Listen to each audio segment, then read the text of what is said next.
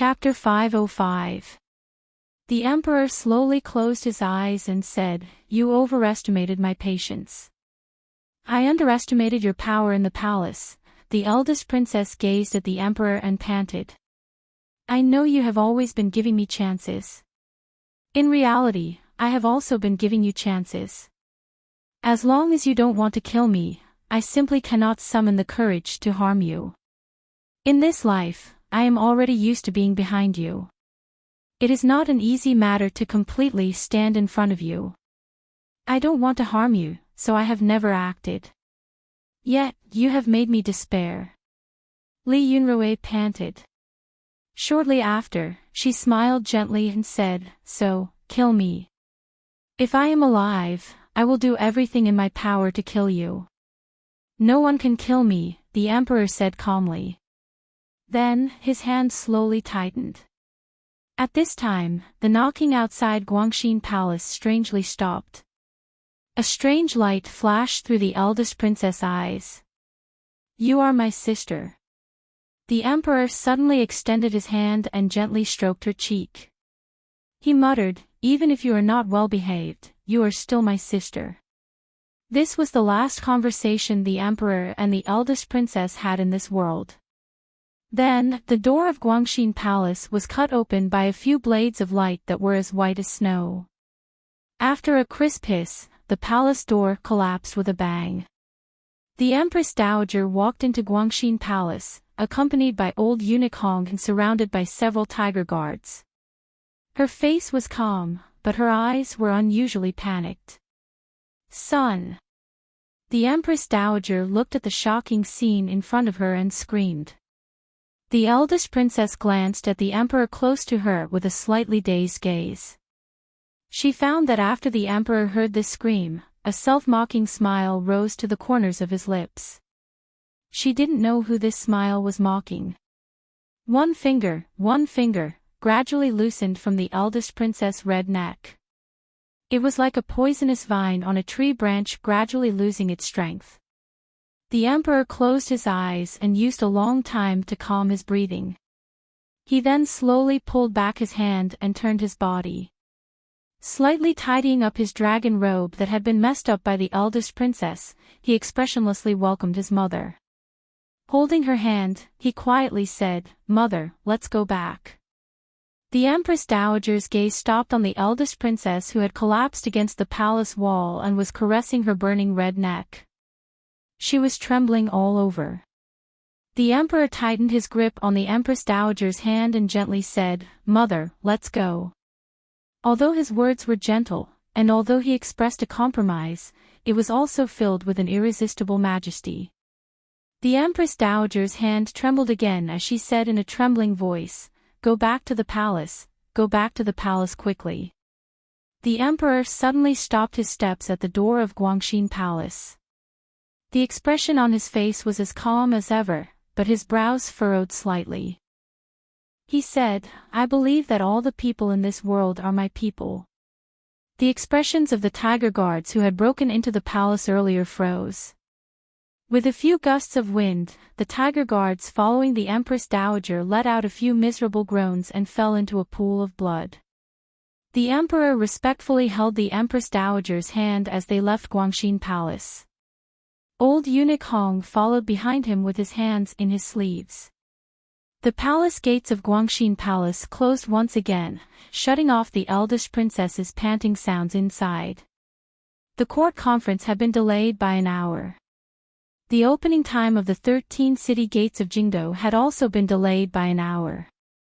This hour was enough for many things to happen in the royal palace. It was also enough for the civil and military officials in court to have a general idea of what the emperor had done. Thus, no one dared to actually go to the royal palace after an hour. All of the officials attending court followed their original time and waited obediently outside the royal palace's city gates. However, the atmosphere today was very strange.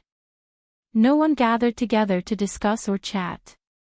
Even exchanging pleasantries seemed to have become a crime. The abnormal silence made everyone feel a sense of pressure. Before dawn, most of the eldest princess's power in court and in Jingdo had been swept clean. Some of these powers were not even known to the officials in the past. The operation this time had come so quickly, acted so decisively and ruthlessly, and pulled the net so cleanly and efficiently. It made these officials feel a glimmer of coldness. It was said that the person in command in Jingdo was that old dog of the Overwatch Council. The officials knew how high the level of this matter was.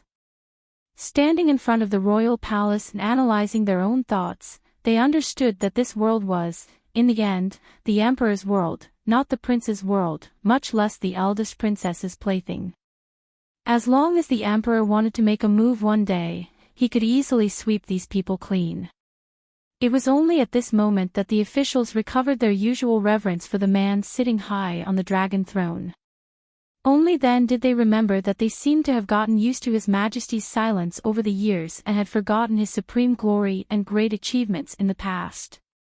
However, the officials could not just silently accept it because they didn't know what would happen in the court conference next. If the emperor wanted to use this matter to carry out another large purge of the court, the elders of the Hall of Governmental Affairs were worried that the Qing Kingdom's bureaucracy would not be able to withstand such a storm. Commissioner Fan had already arrested too many officials. If he arrested another group, who would work for the court? Even more people were guessing how Her Highness the eldest princess had offended His Majesty and ended up in such a state. No matter what, these officials could not guess the true cause of the incident. Naturally, they could not associate it with the bloody and gloomy scenes in the imperial palace.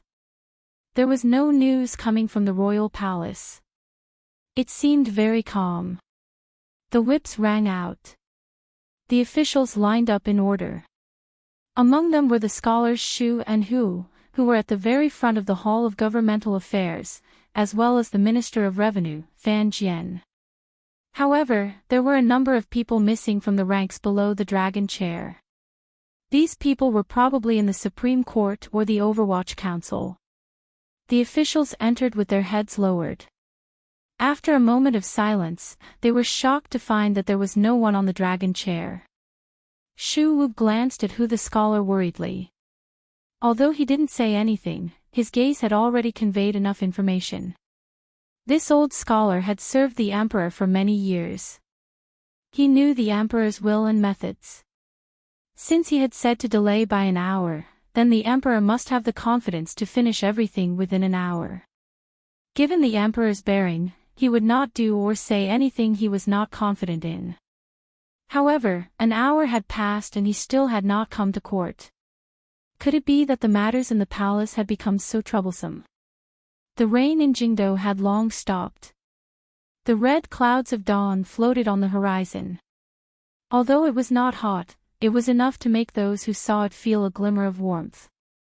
However, the Qing officials in Taiji Palace felt cold, nervous, and uneasy in their hearts. Following the eunuch salute, the man wearing the dragon robe finally arrived late. After the loud cries of "Long live the Emperor," he spoke in order, handed over memorials, and passed them down for approval. All of the procedures of the court meeting appeared smooth and natural. On such a morning, no one dared to make the emperor the slightest bit angry. Shu Wu raised his head and stole a glance. He found the emperor sitting on the dragon chair with a calm expression. There was only a slight hint of exhaustion. Someone had to do anything that provoked bad luck.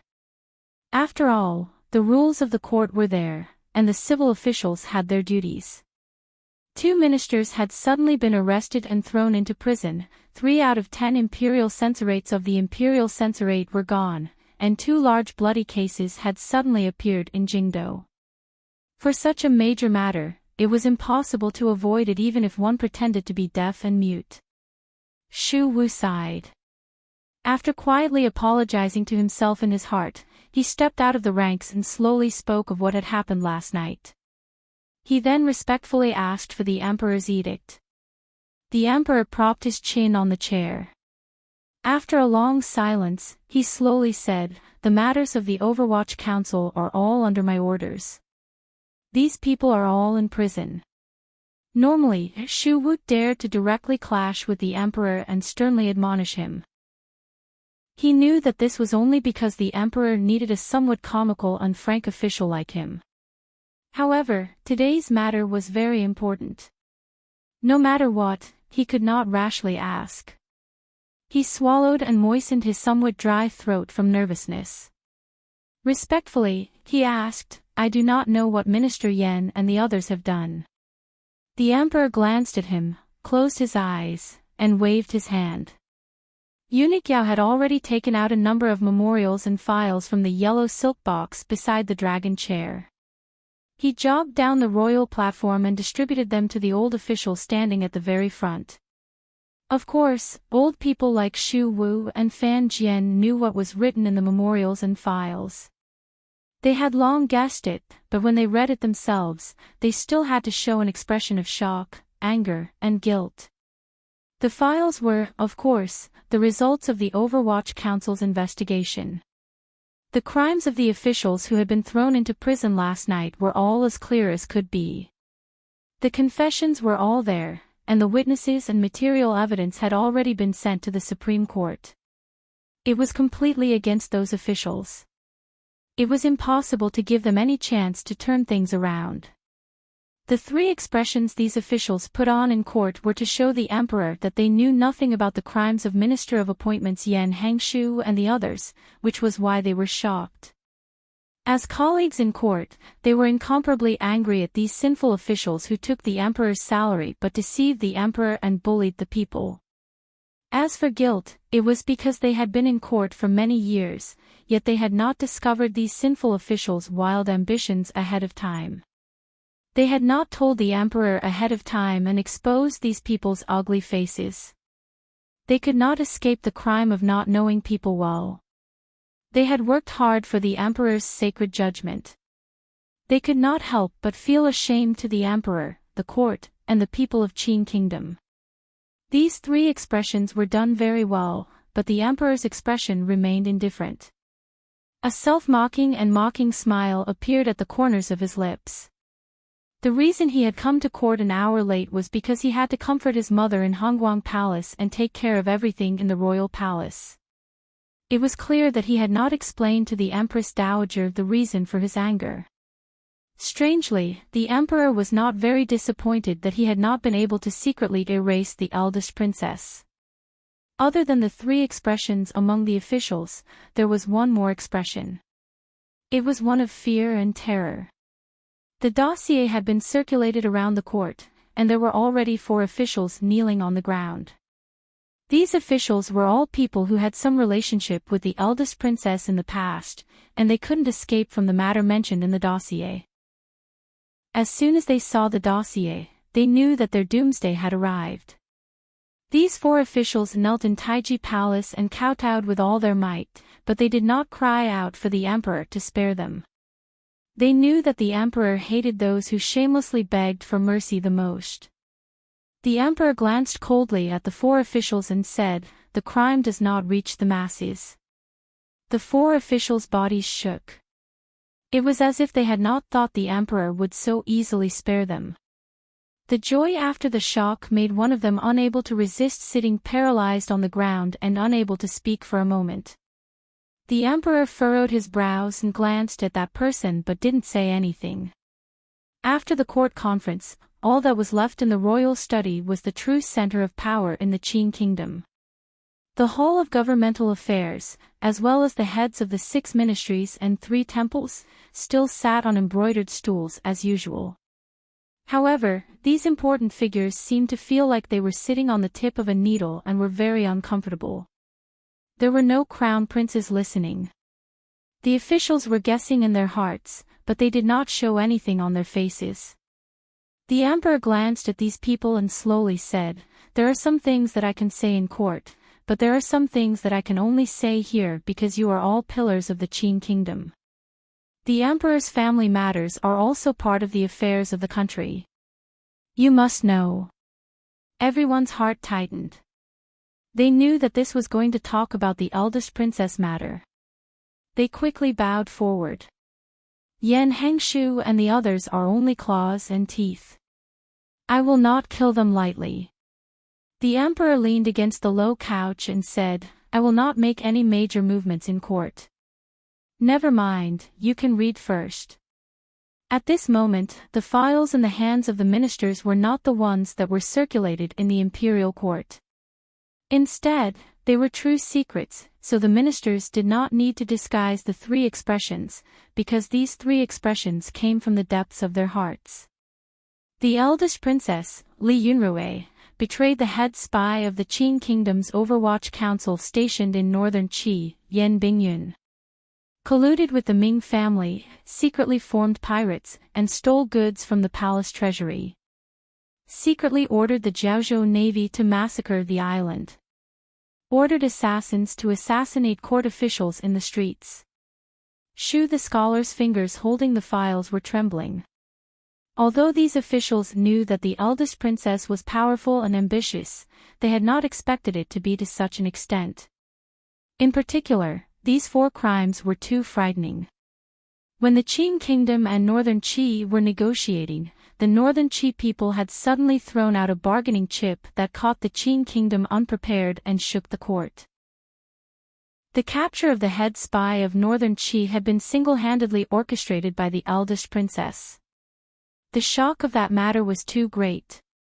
Many officials still remembered it vividly, particularly after a snowstorm of words floated through Jingdou. Each word on the paper pointed directly at the eldest princess and forced her to leave the capital helplessly. Yan Bingyun was now the head of the 4th Bureau of the Overwatch Council. This was something all the officials in the royal study knew. The officials had thought it was just a verbal attack. Unexpectedly, it was true. This. Shu Wu's heart was filled with anger, but he couldn't say anything. The investigation in the files was too detailed and clear. Even if these officials didn't believe it, it was still difficult, particularly since the witnesses of the last 3 crimes were still locked up in prison. There is a little thing called the Juanshan Conference, the emperor said with his eyes closed. It was something Yunrui made. Although the account's master ran, in the end, the Black Knights still captured a number of people. As for the assassination in the streets, those 2 assassins are still in prison. Hu the scholar was slightly more composed. Although he didn't know why the emperor wanted to bring the matter of the royal family to the table, he still asked sincerely, could there have been a mistake? After all, it was all the results of the Overwatch Council's investigation. These words were spoken very clearly. Everyone understood. If these great crimes were truly pointed at the eldest princess, there would be no possibility for the eldest princess to rise again in the Qin kingdom. However, everyone knew that ever since Fan Xian took control of the Overwatch Council, he had fought to the death with the eldest princess, openly and secretly, in Jingdou and Jiangnan. If the eldest princess lost power, then Fan Xian's faction would become the one with the most weight in court. Thus, Hu the scholar reminded the emperor. The emperor slowly said, the matter was indeed all investigated by Fan Xian, but this young man would not use such petty tricks as framing someone. The assassin's confessions and the Jiaozhou Navy general's signatures are all there. The account books are also there. The Ming family's confessions have all come out. There is no need to be suspicious. Hu the scholar saw that the emperor did not listen to his secret advice. He knew that the emperor must have other plans in his heart, so he returned to silence. Fortunately, Yan Bingyun did not die. The emperor suddenly opened his eyes and coldly said, otherwise, how could I face the people of the Qin kingdom? Regardless of whether it is the soldiers in the army or the secret agents of the Overwatch Council, they are all good men who have risked their lives for the Qin kingdom. Yet, they were all sold out by the nobility for their own selfishness. Sold out. His voice rose and he said with disgust, disgusting. There was silence in the royal study. After a long time, the emperor tiredly said, but, after all, Yunrui is my sister. If you all have any resentment, feel free to explode at me." After these words were said, all of the officials in the royal study knelt in unison on the ground and repeatedly said they did not dare. They all felt it was very strange. What kind of status did the eldest princess have? Who would dare to force the emperor to use Qing law to sentence her to death? However, wouldn't it be better for these things to be handled in the palace? Why did the emperor have to tell them so openly, explode? God, where did the emperor get these words from? To prevent the people from discussing, the eldest Princess Li Yunrui's title and fiefdom will not be removed, the emperor suddenly said. Ren Shaoen. The official of Taichung Temple, Ren Shaoen, who was kneeling at the back, quickly moved a few steps forward. His legs were shaking, and his heart was beating like a drum. Originally, the royal study meeting had nothing to do with him. Earlier, he had been suspicious and afraid. Only now did he understand that the emperor wanted him to accept the edict. Taichung Temple managed the daily lives of the members of the royal family and all palace etiquette.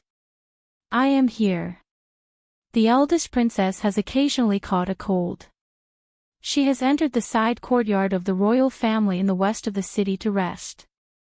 Unless there is an edict, no one is to disturb her. She will be watched by the Overwatch Council. The emperor paused and then slowly closed his eyes. Tiredly, he said, when the great river's dikes have been completely repaired, that is when she can come out. Chapter 506. My apologies, I will write less these days. I am truly sorry. There is something wrong with my mental state, and I keep feeling my heart palpitate. I don't know why. It should be a mental problem, not a physical problem. I wish everyone a happy weekend. There was a fire in the imperial palace. Although it was raining heavily that day, and the fire came out of nowhere, intentionally or unintentionally, the crown prince's tutors and others all saw the crown prince, who had been frightened and was not very willing to speak. Thus, in the following days, the crown prince did not listen in at the side of the royal study. There was a good reason. Not many people would suspect that there was something fishy hidden in it. The royal courtyard was where Lin Wan had prepared to get married and moved out of the royal palace to live. It was also where Fan Xian had climbed the wall countless times. However, if he wanted to climb it again, he would certainly be shot into a hedgehog by countless crossbow arrows. The defense around the courtyard was tight. The 4 streets along the courtyard had long been sealed off. It was like a large square. The courtyard was the small circle inside, and the outside was the Overwatch Council's tight blockade. Nominally, it was the eldest princess who was recuperating in that small circle, but the officials in court knew that this princess was imprisoned here by the emperor. The Overwatch Council watched her very closely. Not even a mosquito could fly in, so news could not come out. How long would she be imprisoned for? A carriage, accompanied by guards, slowly approached from the east. The owner of this carriage had entered the palace earlier but had not received any news. Thus, he was taking a great risk and coming to the royal courtyard in the west of the city. The driver was Ting Zijing. This carriage, with the Fan family square and circle insignia, was coldly stopped half a street from the courtyard. The curtain was lifted slightly, revealing Lin Wan's tired and slightly sorrowful face. She had entered the palace to see the Empress Dowager but did not see the Empress. Although the Empress Dowager did not say anything, the atmosphere in the palace and the strangeness of certain details had already confirmed the suspicions in her heart.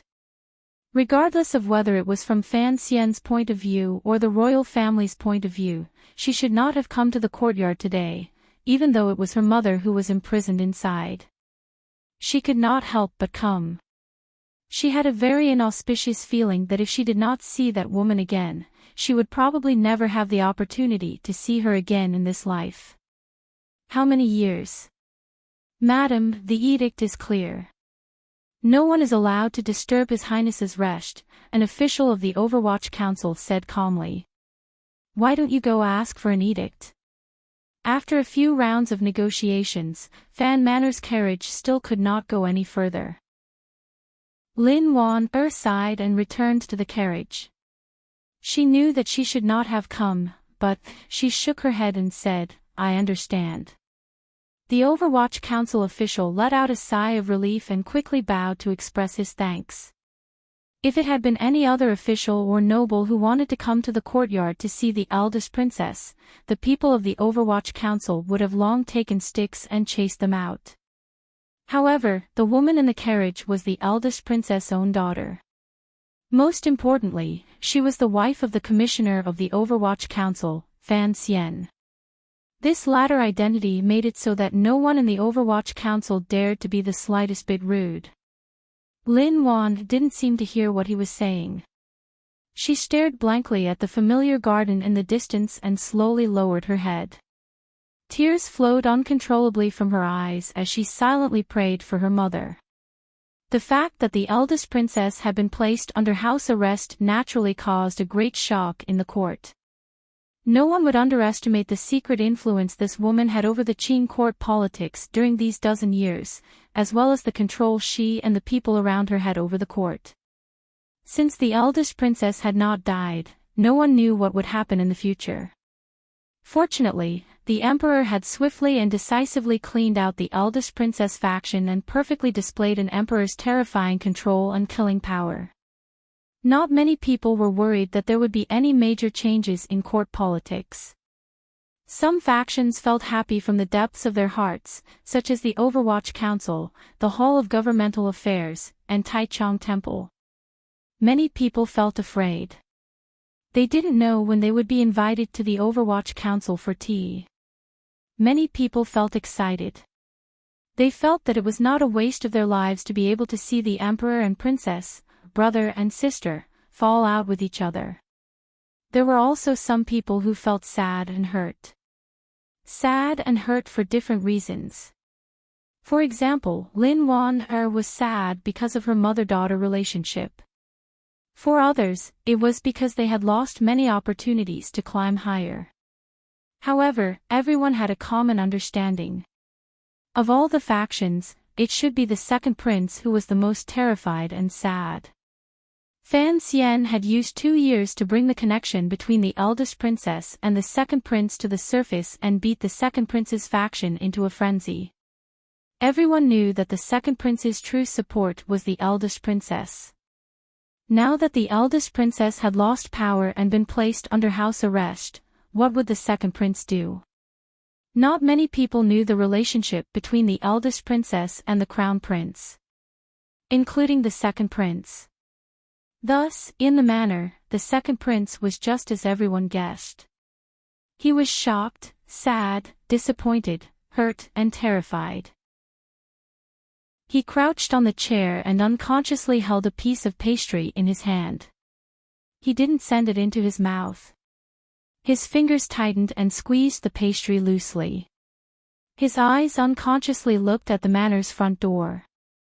It seemed that at any moment, the eunuchs in the palace and officials of Taichung Temple would charge into the manor and capture him to house arrest.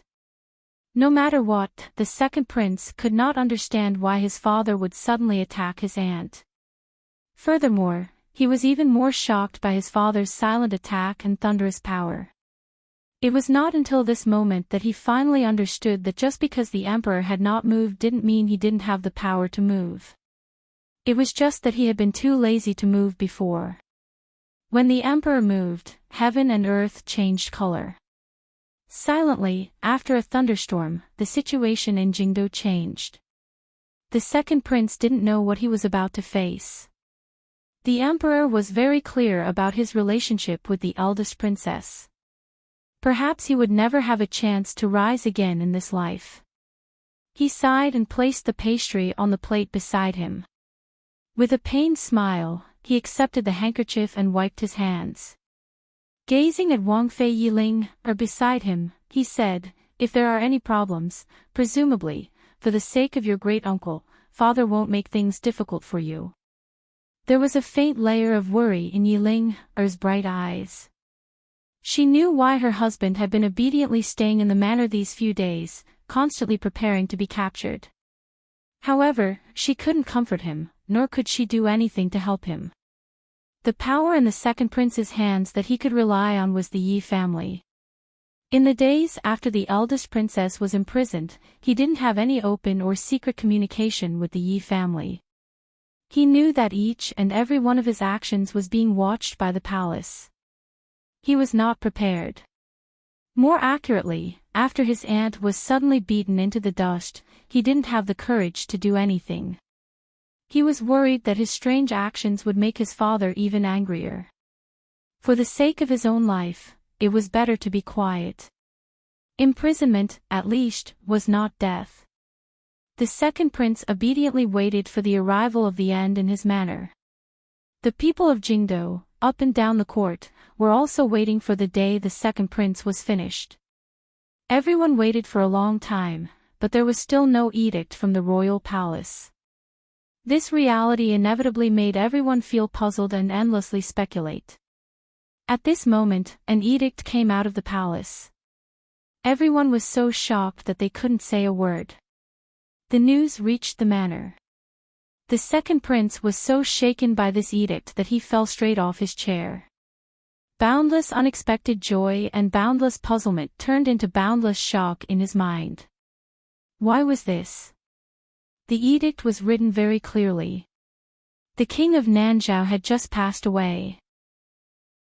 The emperor had specially ordered the crown prince, Li Qingqian, to go out on a tour on behalf of the emperor and to seal Nanzhao. Nanzhao. This was a vassal country that had been forcefully taken down by the Qing army 7 years ago. Its location was remote, there was a lot of poisonous miasma, and the roads were difficult to traverse. It was thousands of li away. A round trip would take at least 4 months. Although Nanzhao had been peaceful these years and saw the Qing kingdom as its master, the two countries had a close relationship. When the king of Nanzhao passed away, the Qing kingdom had to send a person of considerable status to mourn and attend the ceremony. But why the crown prince? This was completely against common etiquette. Why not the great prince? Why not Hu the scholar? Why not Fan Xian? At such a sensitive time, the crown prince was suddenly sent thousands of li away to Nanzhao. What did this mean? Could it be a form of exile? The eldest princess had been placed under house arrest. Everyone had thought that the second unlucky person would be the second prince. No one had expected it to be the crown prince. Did the emperor finally have the thought of dethroning the crown prince? Although the details of the current situation were not enough to support this judgment, the crafty officials in court all sensed that there was something strange in the wind. However, they could not understand it. The second prince himself was the person who could not understand it the most. He only felt a chill run through his entire body. His father's actions were always so unexpected and chilling. The way he did things was like flowing clouds in the sky. No matter how hard he tried, he could not figure out the traces. After the second prince's shock, he became even more well-behaved. Chapter 507. In the Jiangnan region far from Jingdo, the feeling of spring had already enveloped the willows of West Lake. By the side of West Lake, the color of spring was even stronger in the Peng family manor. A row of green trees along the back of the manor happily stretched their wastes, greedily sucking in the moisture in the air and the sunlight that warmed day by day. However, the owner of the manor was not very happy, nor did he have the leisure to stretch. With a bitter expression, he read through the council bulletins and court bulletins that Tianjing had recently sent over and even the flowery newspaper the palace did. He still did not relax. In the end, he quietly discussed the news from Baoyue Brothel's channels with Shi Chanli and finally confirmed the path of development of the matter. It was just as the intelligence report said. The eldest princess was under house arrest in the courtyard in the west of the city, and the crown prince had an imperial order to go to Nanzhao Kingdom thousands of li away to observe the ceremony. Currently, these were the two most direct results of the matter. Thus, the young owner of the manor couldn't help but sigh and repeatedly shake his head. Sir Cholmondeley looked at him curiously and asked, "Sir, although I don't know why the Emperor is angry, after this matter, the eldest princess will no longer be able to harm you in court or in Jiangnan. Is that not a great thing? Why are you still so unhappy?" Fan Xian looked at him with slanted eyes and swallowed his words a moment later. He waved his hand in boredom and said, "We'll talk about it later. You should hurry back to Suzhou and keep an eye on Baoyue brothel." Sir Cholmondeley left with a head full of confusion. Wang Qinian, who knew the inside story of this matter, flashed in.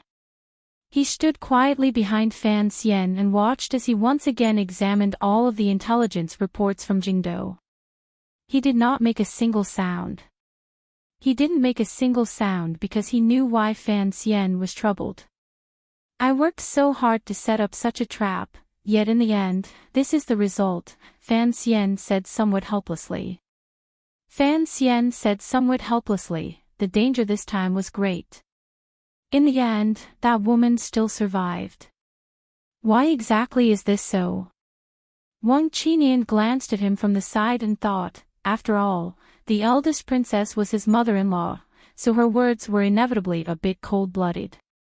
To be able to stand between the eldest princess and the emperor and suppress the bomb that Fan Xian had used so much strength to detonate, it could only be that old man who had been deep in the palace for a long time. However, Fan Xian still had many questions and doubts about the process of this matter. Soft-hearted. He furrowed his brows as he spoke.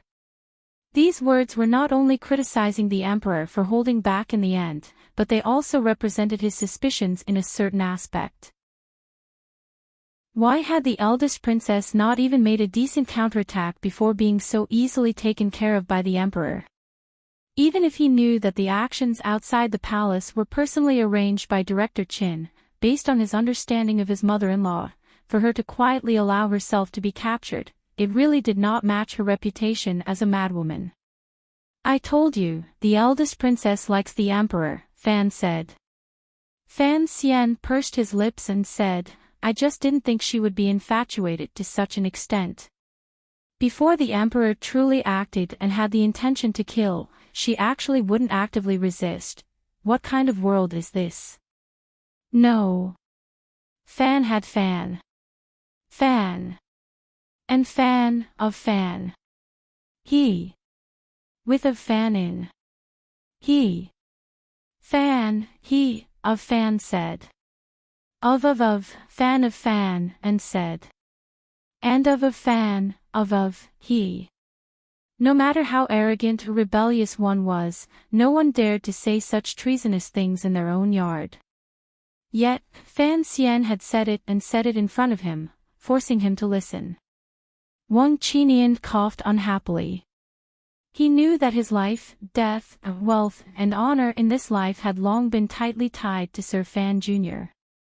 Sir Fan Jr. was not worried at all that he would betray him, which was why he had spoken so impudently in front of him. The plan to expose the scandal of the royal family and force the emperor to take action had been made by Fan Xian and Wang Qinian. This was an important matter. The other members of the Qinian unit had not received a hint of it. As for Yan Bingyun, he was completely in the dark. Fortunately, Jiangnan was far from Jingdou.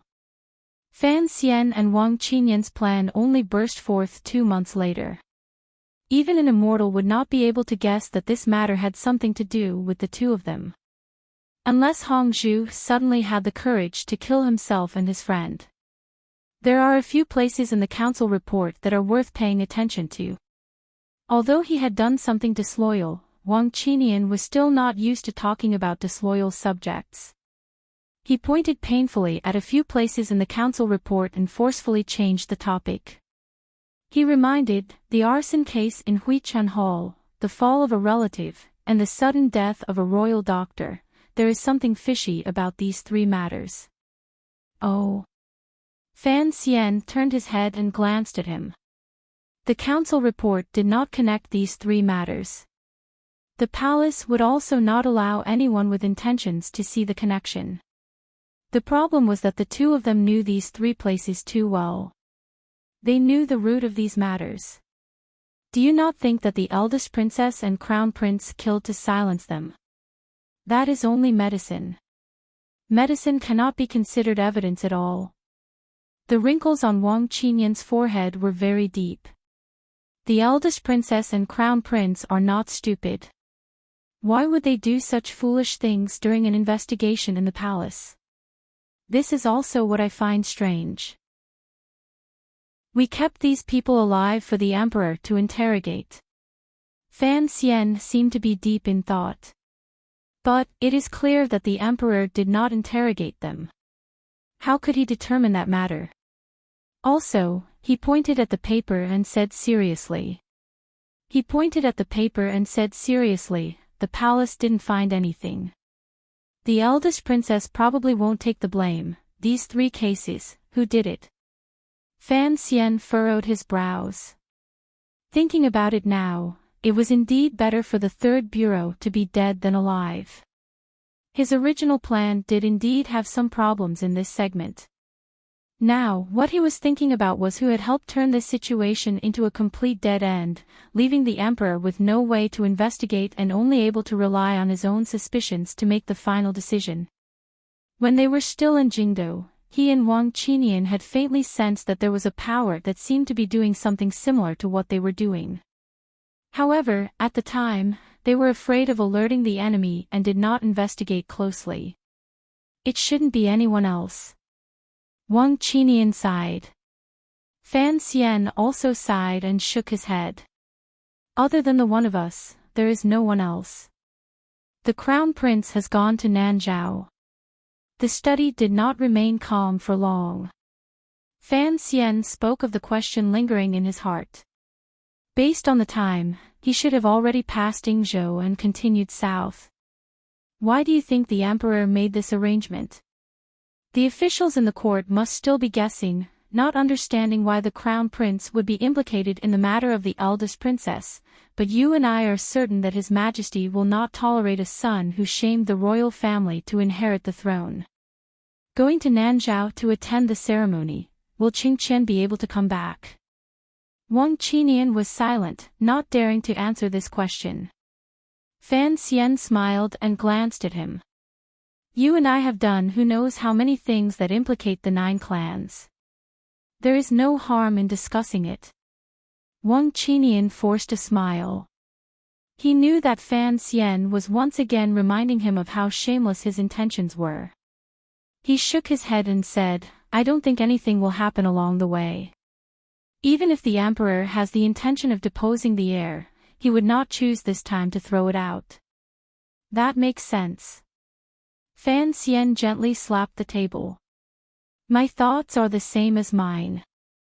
Our emperor wants to be wise and powerful, to leave his name in the annals of history. He has done everything he can to suppress this matter and does not want it to become a laughing stock. The crown prince's trip to Nanzhao this time is to get him out of Jingdo and slowly plan the deposing of the heir. The second reason is...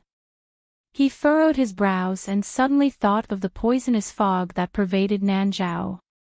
7 or 8 years ago, when Yan Xiaoyi led the army to conquer the south, the casualties of the soldiers were all because of this scourge. The miasma has invaded the body, the crown prince's body is gradually weakening. Wang Qinyan said this and suddenly realized that he was indeed becoming more and more daring. Fan Xian forced a smile and continued, if it really is what you and I think, the emperor is indeed powerful. A complicated expression flashed through his eyes, but Wang Qinyan did not notice it. Regretfully, it was not completely successful. Fan Xian sighed. Why do you think the eldest princess did not die? This was the second time today that he had openly expressed regret. Wang Qinyan felt it was strange. The eldest princess had already lost power. After all, he was her son-in-law. Regardless of whether it was from the perspective of human relations, he should not have said such things. Wang Qinian didn't know that ever since Fan Xian entered Jingdou, he had unconsciously feared the eldest princess. When dealing with other people, he could use schemes and power to compete. However, when dealing with a powerful figure praised by the world as crazy, it was difficult for Fan Xian to guess what kind of crazy reaction she would have. This kind of uncertainty gave Fan Xian a headache. Particularly with the change in the Jingdou Palace, Fan Xian still found it difficult to believe such an ending. The eldest princess was on the brink of death, so why did her powers not carry out a final counterattack? What about the elders of the military? What about Yan Xiaoyi's attitude?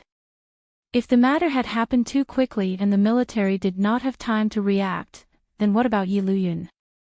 Fan Xian knew better than anyone about Yi Luyun's position in the Juanshan conference.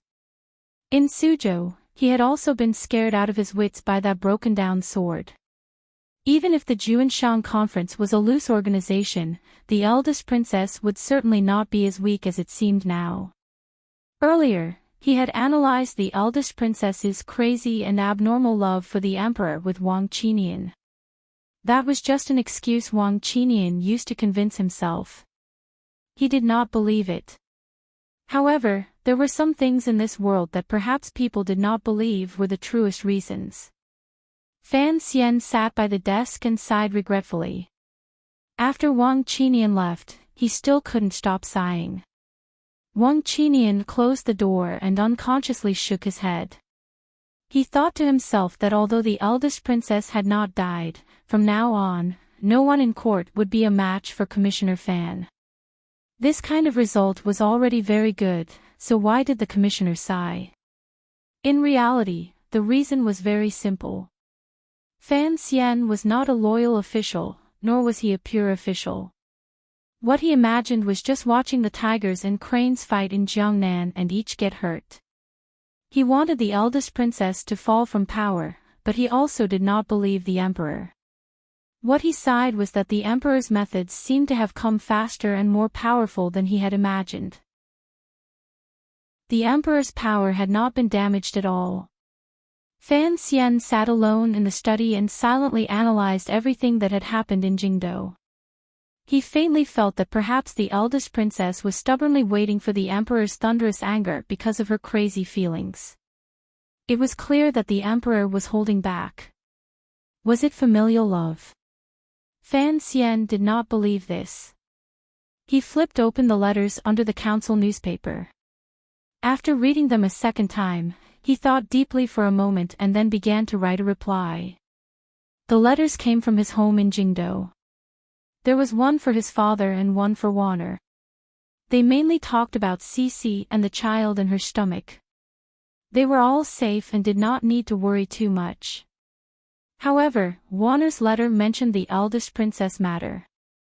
Although she did not explicitly say anything, it seemed that she wanted Fan Xian to say something in the palace. Fan Xian once again sighed in distress. He knew that his wife was a rare intelligent person. She knew how irreconcilable everything was behind the cover-up. However, she still wrote a letter for him to say something. This only proved that Warner still had a mother-daughter relationship with the eldest princess. This was a very natural thing. The emperor was cold-blooded. Fan Xian was cold-blooded. It did not mean that everyone in the royal family was cold-blooded. Fan Xian wrote his reply seriously. To his father, he had to express his shock and confusion. To Warner, his reply was mainly to comfort her. At the same time, he asked about Cici. Following this, he began to write a memorial, a secret memorial to the emperor. Although he did not directly plead for leniency for the eldest princess, he faintly expressed the concern that a son should have. After he finished writing, he looked it over carefully a few times and confirmed that this kind of attitude would not make the emperor think he was hypocritical or make the emperor angry. He sealed it with wax and had his subordinates send it through the first-class mail route. After doing all this, only then did Fan Xian relax slightly. Although he had been free and unfettered in Jiangnan these few months, his gaze had always been fixed on Jingdou. The mental pressure was great. Although the matter was not coordinated, it was basically proceeding according to his plans. He finally relaxed a little. Pulling open a drawer in the secret room, he took out the process of the 3 workshops of the palace treasury that 7th Yi and he had spent more than a year copying out and spaced out. Although this process was not everything in the palace treasury, Fan Xian knew that if this thing actually made its way to northern Qi, it would have terrifying consequences. He narrowed his eyes and thought to himself that although he and Chen Pingping had unconsciously worked together to play the emperor once, in the end, they had only played around with the details. As for the larger picture, perhaps it was the emperor playing with him. 13th Wang has been idle for too long, Fan Xian thought. Fan Xian thought of this.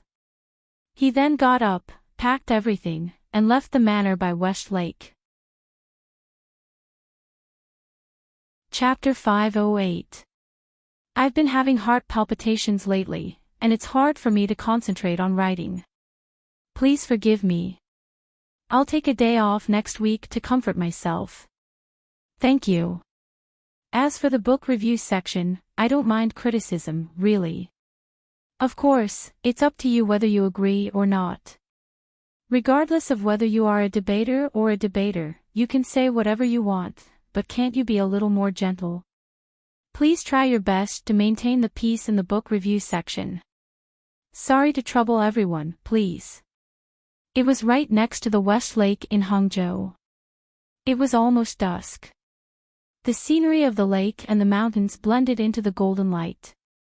It was indescribably beautiful. In this patch of dusk, Fan Xian, alone, came to the top of a hill by the lake. Looking at the young man holding the green banner, he tilted his head and said, I heard you've been telling fortunes in Hangzhou recently and have received the favor of a few young ladies of large families. The young man holding the green banner was the last disciple of Siga Jian in Dongyi, the 9th level ace who had helped Fan Xian kill Yan Shendu. Fan Xian had always felt that the existence of this person, as well as his subsequent assistance to him, was somewhat absurd. It was like one of those avant-garde dramas he had heard of in his previous life. No matter how he savored it, it left a strange taste in his mouth. Although Siga Jian, that idiot, seemed to have thought things through clearly, Fan Xian still felt that this matter was too ridiculous. Although not many people in the world knew of the relationship between 13th Wang and Siga Jian, if Fan Xian turned hostile and denied it, how would Siga Jian explain it to the eldest princess or Yan Xiaoyi? 13th Wang's face was facing the direction of West Lake. The faint golden light reflected off his handsome face, plating it with a comforting glow. It was very warm. Now, the entire Jiangnan knows that I'm an expert under your command.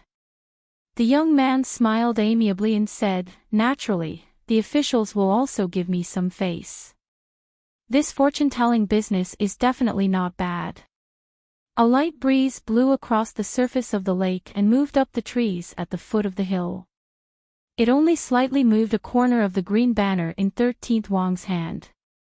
It just happened to reveal the words, Iron Minister. After experiencing the storm of Zhaoshang Money House taking over the Ming family's shares, the people who had been in Ming Garden at the time had already guessed that the young man standing behind the shopkeeper of Zhaoshang Money House was an ace Sir Fan Jr. had used to monitor the money house. The trusted aide of the imperial envoy was naturally doing very well in the Jiangnan area. Fortunately, you don't have the habit of harming innocent girls. Fan Xian smiled and stood beside him.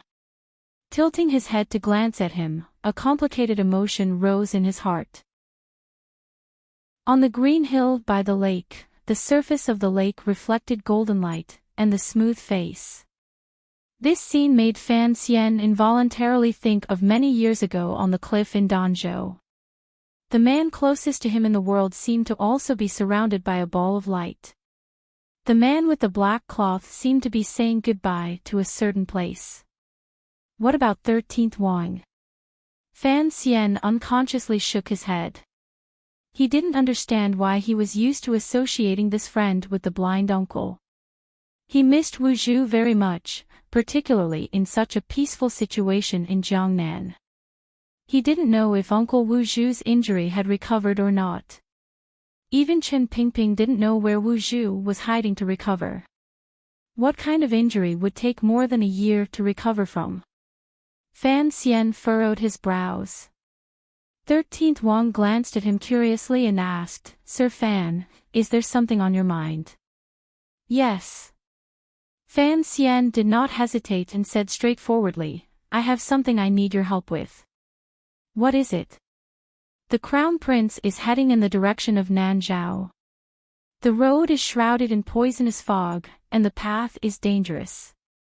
I am worried about his body," Fan Xian said with a calm expression. 13th Wang furrowed his brows slightly.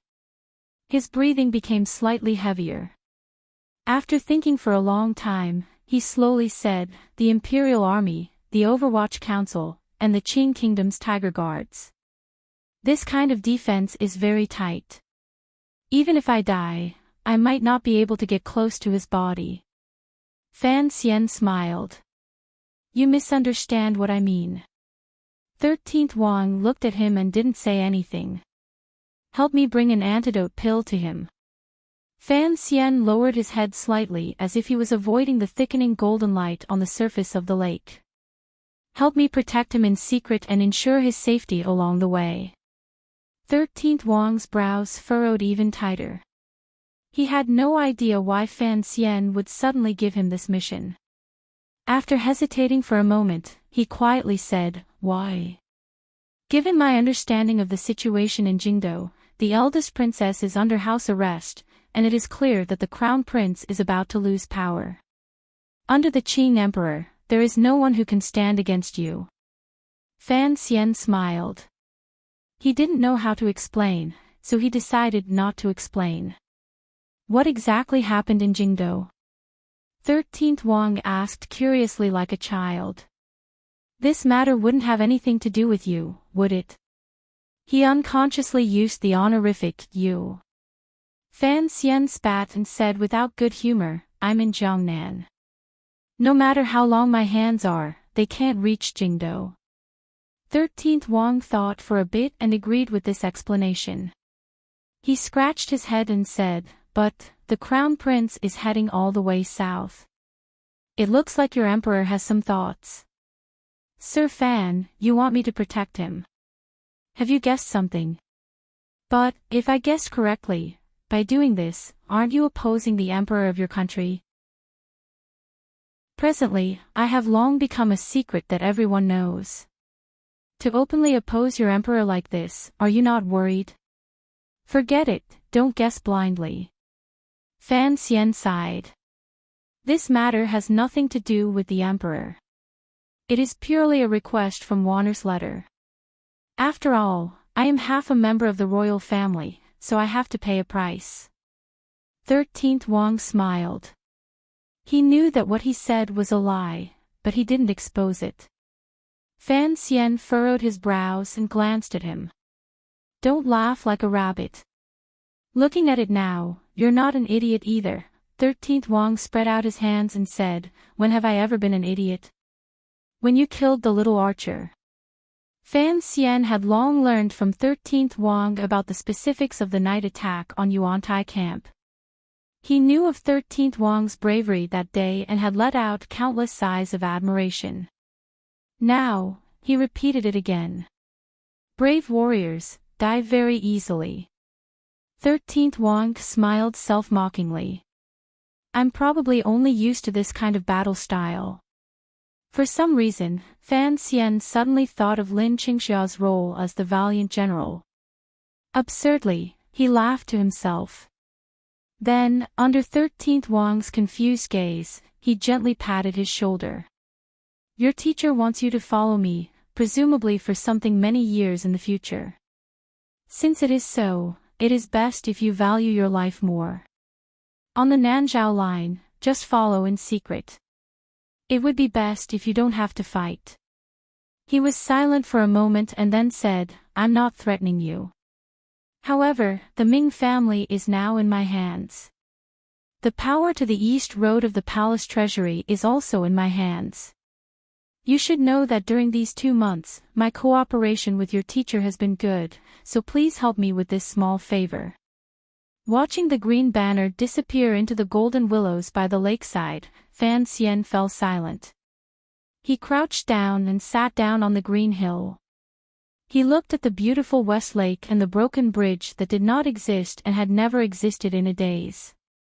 If Wang Qinian, who knew the inside story, knew of his plans, he would certainly be scared half to death and think he had lost his mind.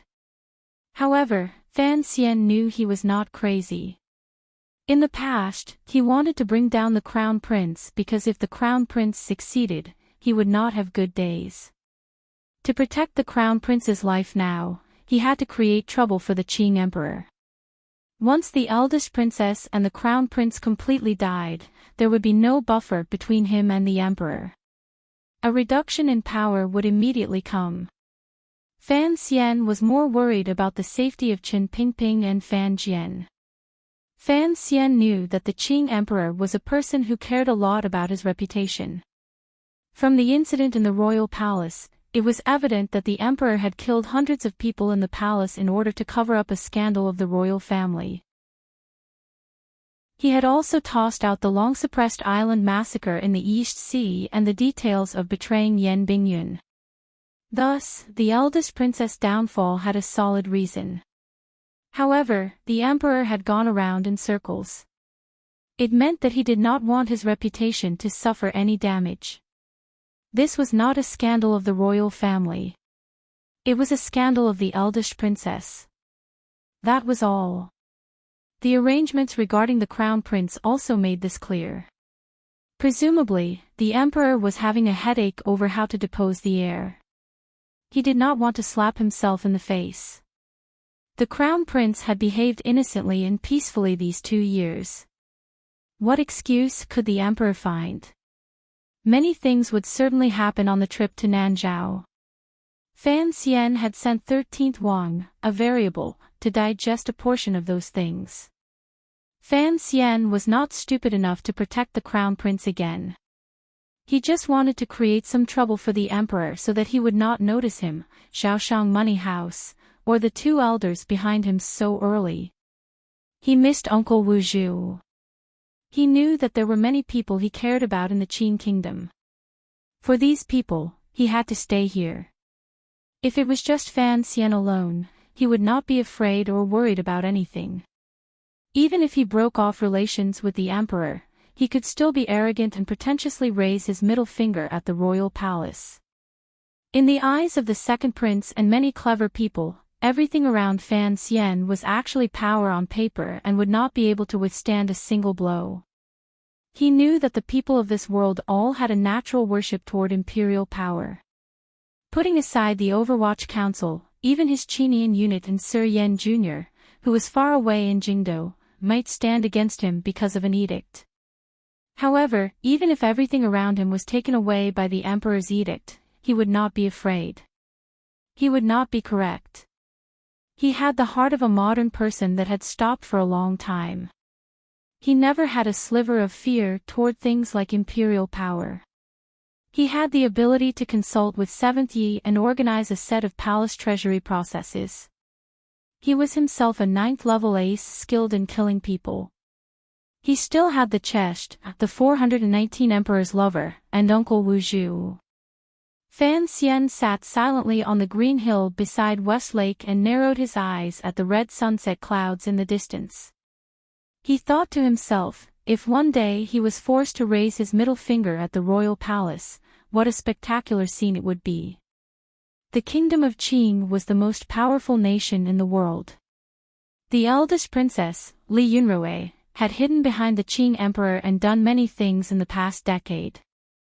She had secretly obtained countless benefits from the other 2 great powers. For example, she had used the murder of Assistant Minister Fan's illegitimate son by assassins from northern Qi and Dongyi to start a war again, seizing a large portion of northern Qi's territory. She had also backhandedly sold Yan Bingyun to northern Qi in exchange for Xiao En's return to the north. This had thrown the northern Qi court into chaos, and the factions of the emperor and empress had once again clashed. Miraculously, the eldest princess, the Empress Dowager of Northern Qi, and Sigurd of Dongyi had always maintained a good relationship. There was even a lot of cooperation regarding the palace treasury. He didn't know what those foreigners were thinking. No matter how they thought about it, the eldest princess's sudden imprisonment brought a violent shock to many places in the world. It made many people begin to think of useless things, such as Fan Xian beginning to shift his strategic focus to the Son of Heaven. In Northern Qi and Dongyi, the lofty people would also give their own judgments. The great Grand Master in Dongyi had sent the last disciple he was most proud of to Fan Xian's side. He didn't know that this last disciple had been sent by Fan Xian to be a bodyguard. Of course, he didn't care about this right now. He was only concerned about the eldest princess' imprisonment. The air of spring was thick. But Dongyi, located by the sea, was filled with a salty and wet smell. The warm currents and wind on the sea blew gently all year round, so the people in the city did not feel much gratitude toward this air of spring. In the center of Dongyi was the manor of the master of the city. It took up a large amount of land.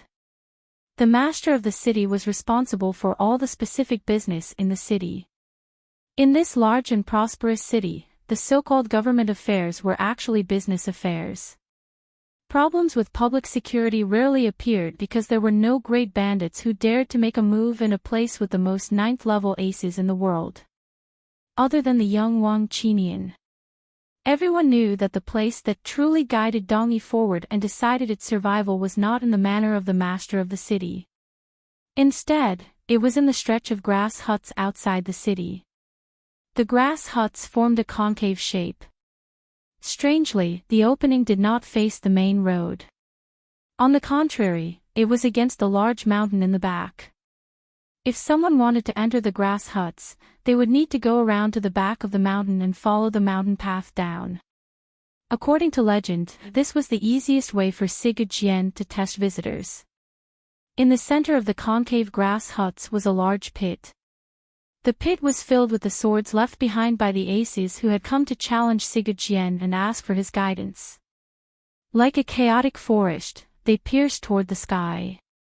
It was not easy to become a great grandmaster who had just emerged. Fortunately, the trend of this challenge finally ended after the large pit gradually filled up. No one would be stupid enough to challenge Sigurd again. As for those who were that stupid, they had already died in the grass huts. This was the holy land that all martial artists worshipped, revered, and yearned for in their hearts, the Sword Hut. Some people also called it the Sword Grave. It was a beautiful name with a high realm. However, Sigurd would only use one name to describe the holy land beside his residence, the Sword Pit. "This is a pit," a mocking voice rang out from the grass hut. The owner of the voice seemed to be very young. "The Qing Emperor, that bastard, and Li Yunrui, that crazy woman, do they really think I am an idiot?" Chapter 509. Ingxiu's classmate confirms he is safe. Thank you. The voice in the grass hut was full of mockery and an almost arrogant sense of arrogance. It viciously criticized the high and mighty brother and sister of the Qing kingdom and said, "House arrest." Only an idiot would believe it. The two of them, one a god and the other a ghost, have been together for a dozen years. How could they suddenly turn against each other? If they turn against each other, they have to find a reason. Do the reasons the Qing court has thrown out now count as reasons? Yun Jilan's knees hurt a little. He knew that his teacher was talking happily and had clearly forgotten he was still kneeling. He rubbed his knees and climbed up. His face was full of a bitter smile. He thought to himself that most of the time, his teacher's life appeared absurd, but he always had an admirable patience when it came to the big picture. In some small details, he also had a stroke of genius, such as his little brother disciple. However, his teacher's words had clearly become absurd again. Did he think that the major event that had happened in Jingdo was purely the Qing emperor and eldest princess who had nothing better to do and were willing to lose the face of the royal family to put on a show for the world to see? No matter what, Yun Jilan would not believe this. He said a few words to express his opinion. The great Grand Master in the sword hut fell silent. It was as if he felt that there was indeed something wrong with his judgment. In his heart, the Qing people, particularly the Qing royal family, were, without question, the dirtiest, most shameless, filthiest, lowliest, and black-bellied creatures in the world. It was not an easy matter for him to believe that such a large crack had appeared in the Qing royal family. He unconsciously thought that the Qing kingdom was preparing to make him a scapegoat again. This thought made him angry and sad. Thus, he was unable to listen to Yun Jilan's words.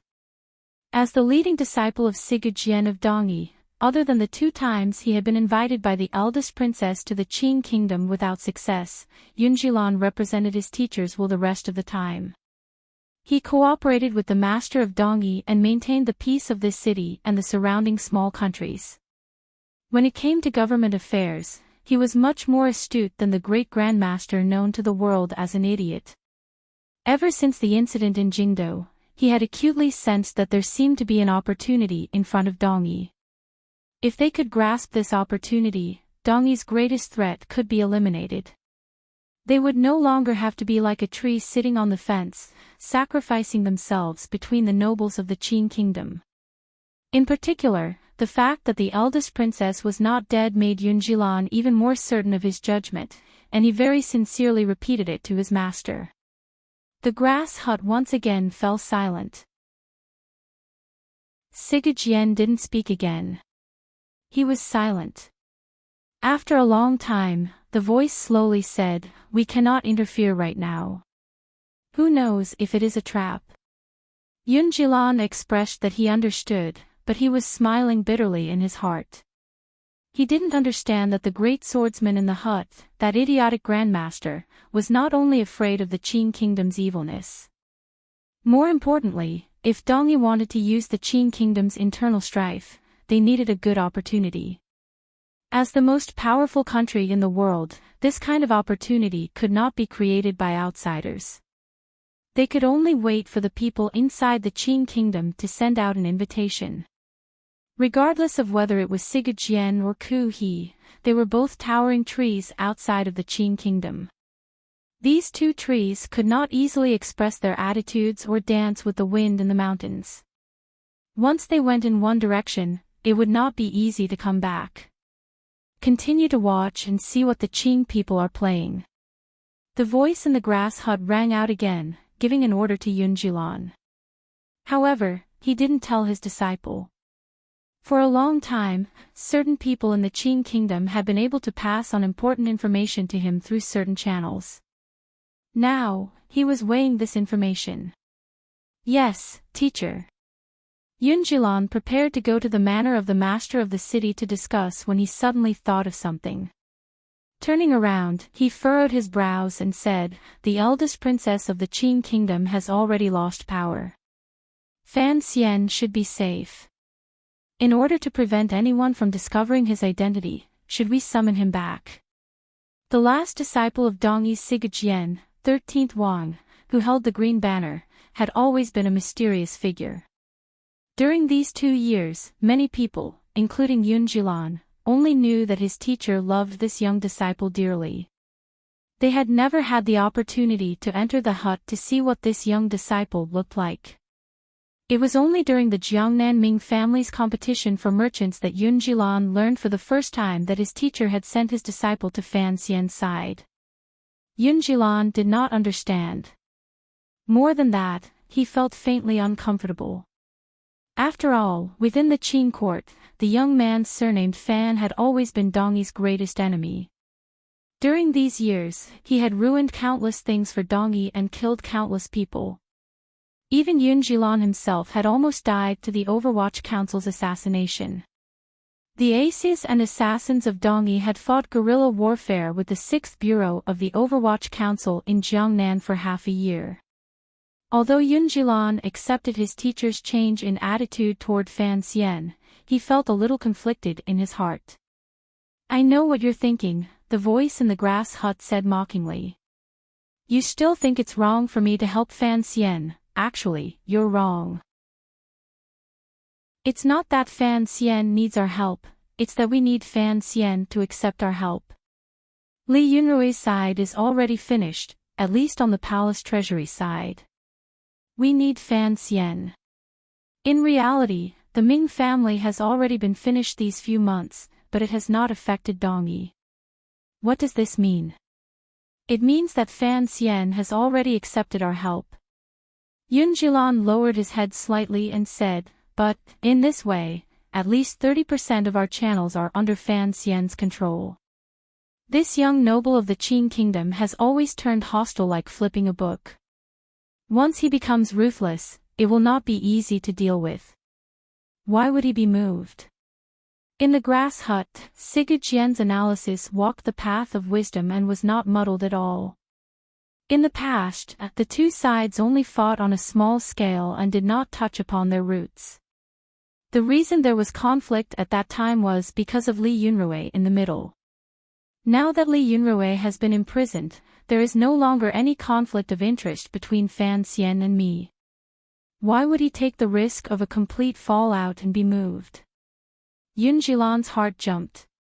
He understood his teacher's words, between Fan Xian and me. Didn't this mean that his teacher had already, at least on the surface, admitted that Fan Xian, that young man, had the right to sit on equal footing with him? In the past, we could trade with Li Yunrui. Now, we can trade with Fan Xian. The voice in the grass hut rang out again.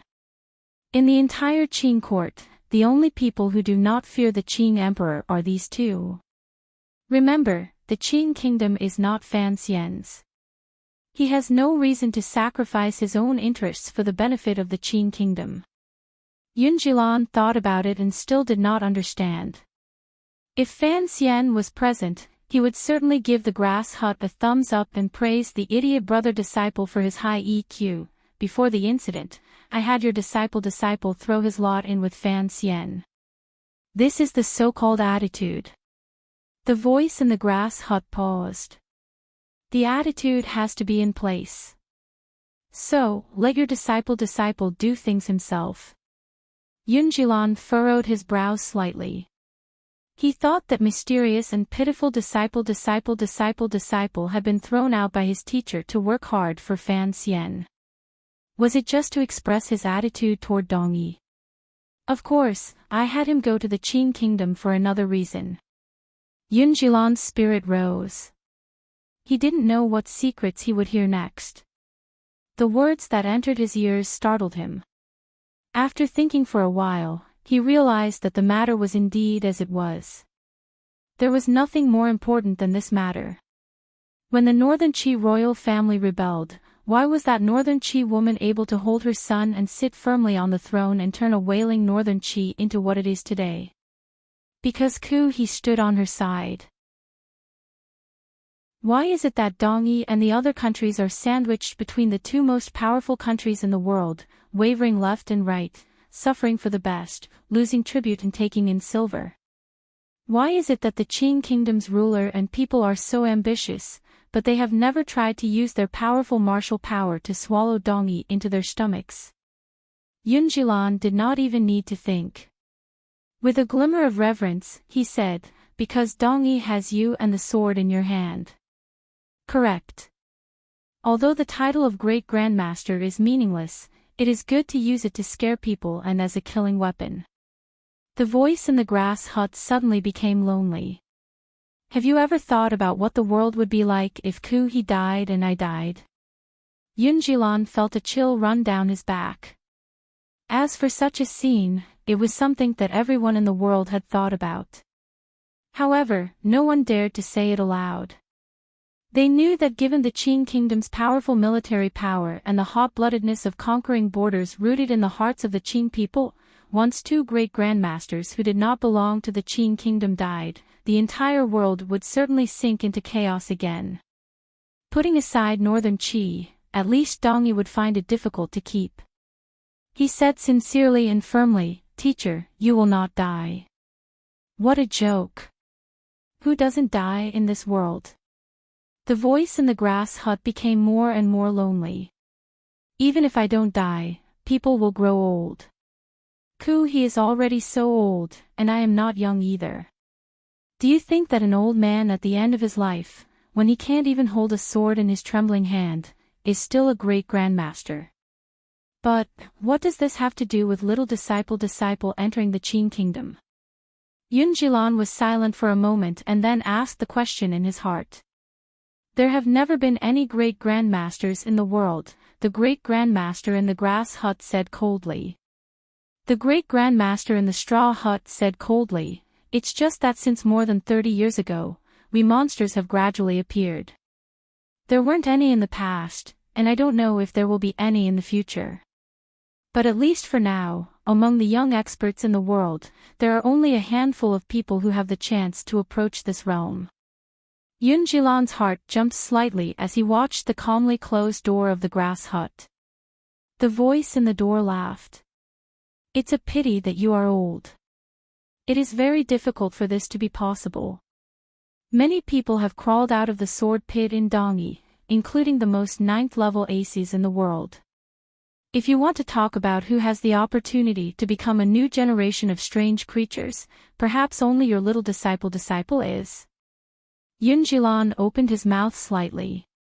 He had once met 13th Wang face to face in Suzhou's Xiaoshang money house. At the time, he had learned that this little disciple had already entered the 9th level at such a young age. He had been very shocked, but he had always felt that his little disciple's realm was far from his. How was it that in his teacher's mouth, he was the person most likely to enter the great grandmaster realm? This is a problem of one's nature. Siga Jian's voice finally became as confident and indifferent as a great grandmaster's. If one desires something to the extreme, one must not care about something.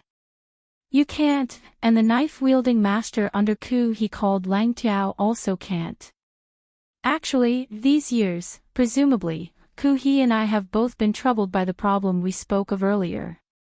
Once we grow old and die, what will happen to the land behind us? Thus, we have to resolve this problem before we die. I chose your little disciple, Ku he. He chose Haitang. Coincidentally, they are each other's last disciples. Even more coincidentally, Ku he sent Haitang to Fan Xian's side. Siga Jian's voice carried a glimmer of mockery. Even if it wasn't him who sent her, at least he must be very happy that something happened between Haitang and Fan Xian. Since he could send her, I could also send her. However, Haitang is a girl. This is a great advantage. Yunjilan was dumbstruck. He had no idea how the great grandmaster's plan to raise Fan Xian was brought up. He didn't understand why Ku he and his teacher, these two great grandmasters, would send their last disciples one by one to Fan Xian's side. Are there really only 4 strange creatures in the world? Siga Jian asked in a quiet voice. Yes, perhaps there are only 4 strange creatures. That strange creature never seems to age. You should know him, that blind man. Yunjilan's heart grew cold. He knew that his teacher was talking about a mysterious figure who had secretly traveled through Dongi many years ago. But, you don't know that Fan Xian is that blind man's disciple. The person in the grass hut smiled. Isn't this a very interesting matter? The last disciples of strange creatures should all be together. Fighting and talking will allow the 3 of them to improve greatly. This is the so-called training. Of course, presumably, Ku he is thinking the same as me. He wants his disciple to go to Fan Xian's side to get a bit of good luck. Luck? Yunjilan stared at the tightly closed door of the grass hut. What kind of conditions are needed to become an old strange creature? Intelligence, cleverness, hard work, but, most importantly, luck, Siga Jian sighed. There are countless cultivators in the world. In the end, only a few people succeed. Is it the heavens being unfair, or is it something else? In reality, it is just that our luck is a bit better than other people's. In the end, he said, what happened 30 years ago was already proven. To become a great grandmaster, one must have this kind of luck. Then, one must try with the blind man. However, no one can find where the blind man is. Since it is so, then one can only try the blind man's last disciple. Yunjilan was confused by these mysterious words. A moment later, he asked the question he was most concerned about. Little brother disciple, Haitang, Fan Xian. Teacher, of these three, who do you think is most likely to succeed? Among these three top aces of the younger generation, other than 13th Wang who was still a nobody, Haitang and Fan Xian stood, without question, at the peak of their age group. At such an age, they had already entered the 9th level. Each of them had a good teacher.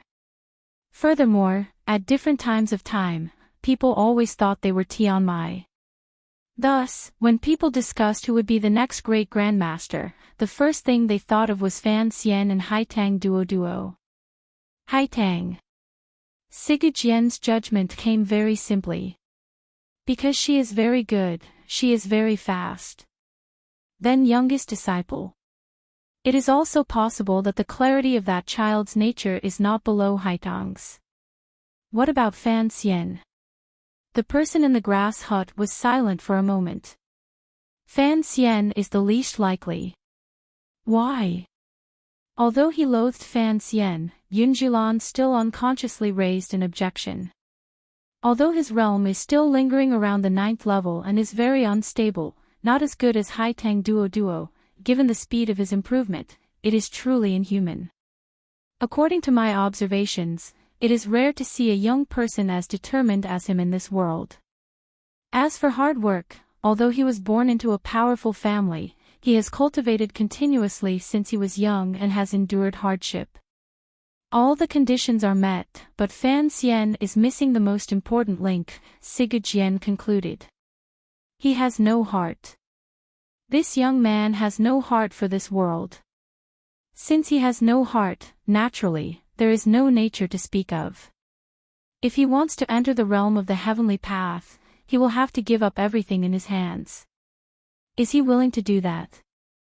Fan Xian was a normal person, so he was unwilling. Although the blind man is an extraordinary person and can bring luck to his opponents, his own luck is not very good. Furthermore, he cannot be a good teacher, Sigurd-Jian said in the end. I miss the blind man very much. It is a pity that after disappearing for a dozen years, he came out to find Ku He, that big baldy. Yes, it is a pity. Yunjilan heard the sound of a sword being unsheathed in the hut. Among the great grandmasters, Yi Luyun was a carefree person who never took on disciples. Sigurd-Jian, on the other hand, took on a wide range of disciples. If one included those who were registered, there were at least 50. Thus, the levels of his disciples were mixed. Although there was a 9th level ace like Yunjilan and a mysterious young man like 13th Wang, there were still many who did not make it. As for the Northern Qi Imperial Advisor Ku He didn't take many disciples.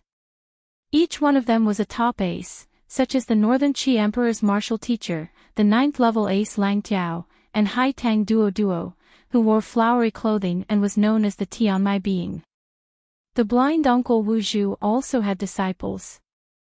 However, his first disciple and last disciple were both the same person, Fan Xian. What Sigurd-Jian said was correct. The great grandmasters were also people. They also had to consider the problems behind them. Thus, these strange creatures all put a great deal of effort into their last disciples. Of course, they only did so in secret. They didn't want this pressure to interfere with their disciples' cultivation. Haitang, Fan Xian, and 13th Wang had yet to appear in the same place at the same time. If there was such a day, it would certainly be an interesting sight. Chapter 5:10. I've read all the book reviews, really. I just want to make one thing clear. After all, everyone is reading for leisure. Don't ruin your mood because of the debate. There are many important things in the world. Writing a book is my job. I'll try my best to write it well. Everyone should enjoy reading. The problem now is that everyone is fighting fiercely. I can't even press the Add Essence button. I'm truly sorry. Presumably, everyone doesn't care about these few essences, so I'll take this opportunity to slack off. P.S. I'm taking a day off on Thursday. Thank you, everyone. Northern Cheese Spring came a little late, but it would still come. Not far from Shangjing, the capital of Northern Qi, one had to walk around the desolate Topaz West Mountain and then head north for a few hours before coming to a quiet and secluded mountain. This mountain was not very tall, but the tall trees and shrubs on the mountain were densely packed. It appeared particularly primitive and quiet. Layers of light and dark green intermingled. It was very beautiful. Just like the sword hut's position in the hearts of the swordsmen of the world, this green mountain, in the eyes of the Northern Qi people and the ascetic cultivators who traveled the world, was also an inviolable and lofty holy land. This nameless green mountain was the location of Northern Qi's Tianyi Dao and the place where Imperial Advisor Ku he cultivated. Walking along the rugged mountain path toward the quiet and secluded mountain valley, one could faintly see the place where tens of thousands of pine trees gathered. Tens of thousands of pine trees. The shape of the pine needles and the width of the trees were all different. Some of the pine needles were soft and floated down like strands of hair. Some of the pine needles were angry and hard enough to pierce the heavens.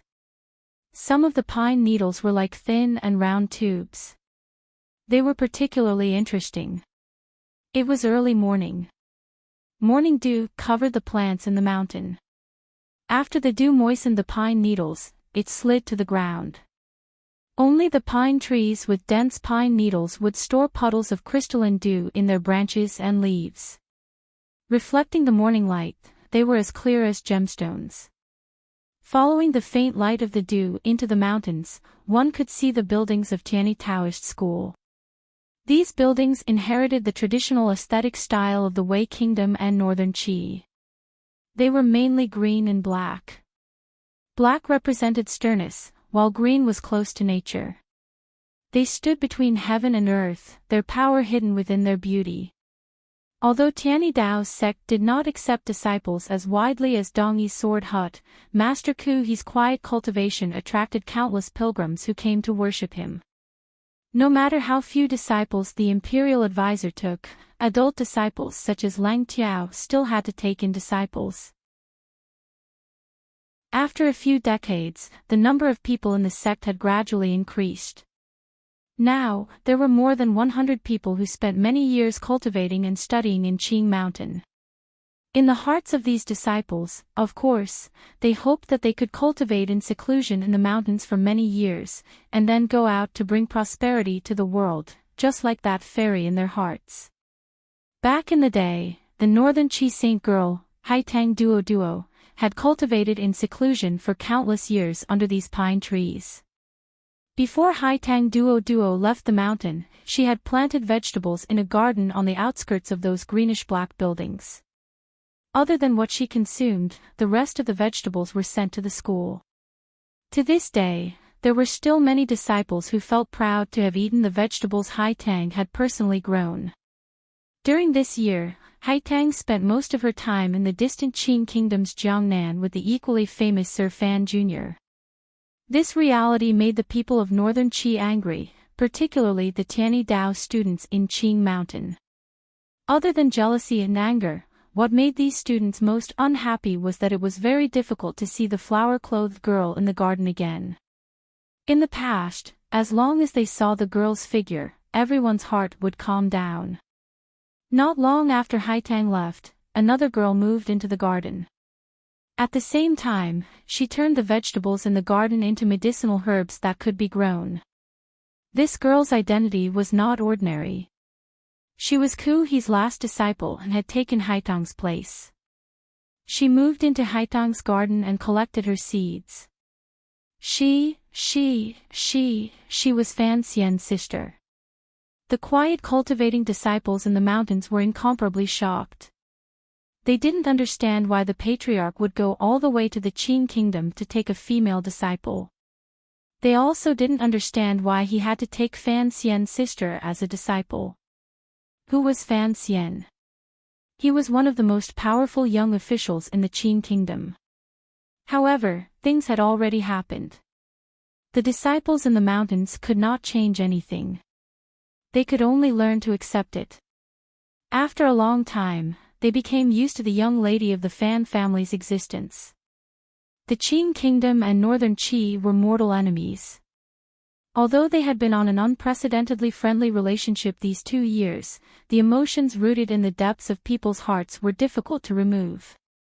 Thus, Fan Ruoro's initial days in Qing Mountain were not very smooth. No matter where she went, she was greeted by hostile gazes and whispered discussions behind her back. Fortunately, this girl did not care at all.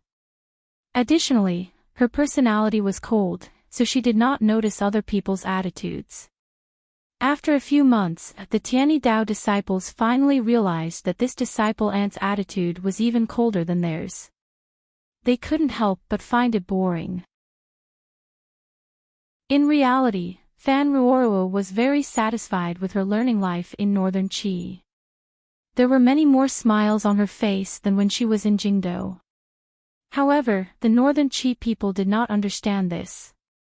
After all, they did not know that the young lady of the Fan family had long had the nickname of the talented iceberg girl in the Qin kingdom. Fan Ruoro's happiness came from the relaxed environment and tense life. Imperial advisor Ku He had only taught her some basic heart of Tianyi Dao and gifted her a few scrolls of scriptures. He did not pay much attention to her. The rest of her time was spent studying medicine with her second disciple. This was one of the reasons she had come to northern Qi. She used the medical skills she had learned to treat the poor people at the foot of the mountain. Her days were very fulfilling. The second disciple's name was Mupeng. The names Ku He had given his disciples were all very interesting. Lang Tao, Hai Tang, Mupeng, Bai Shin. They were all names of plants. People were like their names. Lang Tao was like the literal feeling. His entire body was filled with killing intent and sharpness. Hai Tang stood gently and firmly in the wind and rain. Mupeng was a traditional Chinese medicine. One could imagine what Ruoro's 40-year-old second disciple was best at. Fan Ruoro picked up the leaves and collected the dew on the pine leaves beside the courtyard. Tilting her head slightly, she poured the water into the dripping bottle. She was curious. Why did the prescription use dew? She carried Ping out of the courtyard and walked up the stone steps toward the mountain, preparing to carry out her daily studies. Along the way, she saw some young Tianyi Dao disciples. When these disciples saw the girl holding the bottle, they all stood to the side and bowed in greeting. For one, she was their disciple aunt. After a few months, the Tianyi Dao disciples knew that although this young lady of the Fan Manor's personality was cold, her heart was truly kind and did not pretend to be fake. She was much better than the Fan Xian in the south, who was gentle on the outside but vicious on the inside. In particular, this young lady of the Fan Manor had gone down the mountain tirelessly to treat the common people for many months. This made these junior disciples deeply respect her virtue. Fan Ruoro nodded her head slightly in return. There was no expression on her face. When she climbed up the long stone steps and stood at the top of the mountain, she stopped and looked at the lush green forest at the foot of the mountain. Suddenly, she stretched her waist and let out a loud cry. Her cheeks were flushed red from exercising, and she was a little excited. She had been born with a lack of nutrition since childhood. Although her brother had taken care of her for a while, there was no fundamental improvement. When she was in Jingdo, her face was always pale. Now, a healthy red rose to her face. One could imagine that after living in northern Qi for more than a year, her body was much better. One's constitution came from one's heart. It was mainly because of one's relaxed mood. I don't have to participate in boring poetry gatherings. I don't have to go to the manors of the nobles to chat with the women.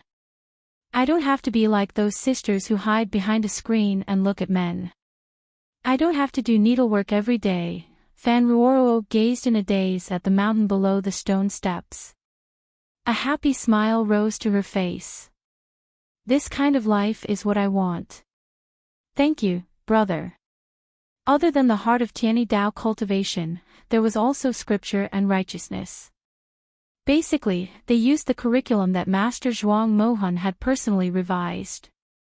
Fan Ruoro finished her 2 hours of cultivation and came to Mu Peng's room. She bowed respectfully and then asked a few difficult questions in medical skills for her second brother's guidance. Mu Peng said a few words and suddenly saw the joy in the girl's eyes. He smiled slightly and said, Sir Fan Jr. has written again. Fan Ruoro smiled and nodded. Although it hasn't come yet, counting the days, it should be here. Mu Peng scratched his slightly disheveled hair and smiled. You are so happy. Presumably, your relationship with your brother and sister is very good. Since it is so, why don't you stay in the Qin kingdom? Although northern Qi is good, it is, after all, a foreign country. Although Mu Peng's status could not compare to the old poison in the Overwatch Council, regardless of whether it was a doctor or a major figure who used poison, his hair seemed to be messy. His daily life was messy, so he did not notice things like dressing up. Fan Ruoro smiled slightly and replied, It doesn't matter where. Brother said that in one's life, one must always make some sacrifices for the goal one wants. Mu Peng asked in surprise, Oh. Then, what is your goal? To save people, Fan Ruoro replied calmly. It's that simple. Yes. Mu Peng was silent for a moment and then said, A doctor has the heart of a parent. But, when you first came to northern Qi, you only listened for a while in the Imperial Academy of Medicine in the Qin court. Why do you have such a great wish? Brother, it's not because of the wish, but because of what I want. Fan Ruoro didn't think further and calmly said, Brother once said, how should a person live their life? The first thing is to make one's state of mind happy. Treating people and saving people makes me happy, so I made this choice. How should a person live their life? Mu Peng furrowed his brows slightly and sighed. He didn't say anything more. He was thinking, what kind of person was that Fan family boy who could make Fan Haitang lose her composure? It was not yet dusk. Fan Ruoro carried the empty water bottle down the stone steps and returned to her little courtyard. She carefully tended to the herbs in the garden. Then, she walked back into the quiet room and began to prepare pen and paper. The furnishings in the room had not changed at all. She knew that this was, after all, Haitang's old residence. For the northern Qi people, it had a different meaning. A letter was placed quietly on the table. A glimmer of joy flashed through Fan Ruoro's eyes. She hurriedly opened the letter and looked closely at the familiar fine handwriting on it. As she read the letter, her expression changed endlessly. Sometimes it was nervous, sometimes it was happy, and sometimes it was faintly sad. The letter had been sent by Fan Xian. He had used a great deal of effort to send his sister to northern Qi's Tianyi Dao. The two of them were separated by a great distance, so it was not convenient for them to exchange messages. They each missed each other in their own places. Thus, after Ruoro settled down, Fan Xian immediately resumed his monthly letter home. As a child, Ruoro had returned to Jingdo from Danzhou at a young age. Ever since Ruoro could read and write, Fan Xian had begun to correspond with her. Using the Qing Kingdom's developed postal routes, the brother and sister's letters came and went between Jingdo and Danzhou, rain or shine, one letter a month without stopping until the 4th year of the Qing calendar, when Fan Xian entered Jingdo. No one knew how many years they had been writing letters. These letters contained a great deal of affection between the brother and sister. In the letters, they talked about the Red Chamber, the affairs of the manor, and the scenery and people of the two places. They talked about trivial family matters, and so on and so forth. It was through these letters that Fan Xian became one of his sister's teachers in terms of spirit. From a young age, Fan Ruoro had been influenced by the contents of these letters. Her state of mind and attitude was different from most women in this world. No, it was different from most people in this world. She was still filial to her parents, loved her brothers, and got along very well with her sisters in the boudoir. However, there were many different things in her heart. She had a relatively independent personality and yearning for freedom. She was so incompatible with this world, yet she did not want to leave this world and live.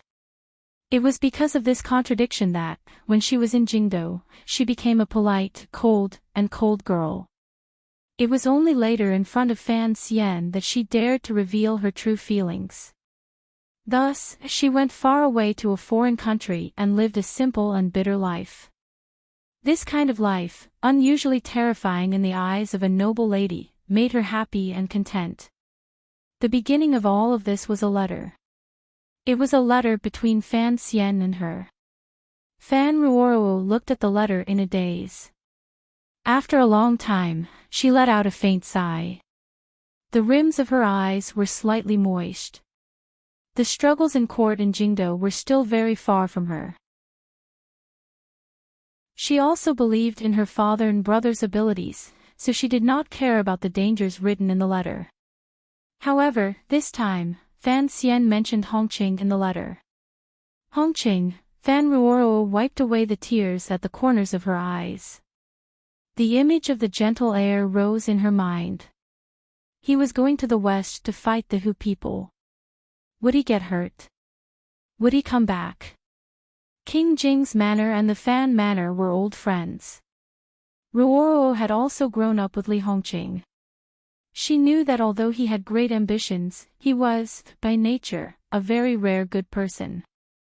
Putting aside the romantic affairs on the pleasure boats, he was also infatuated with her.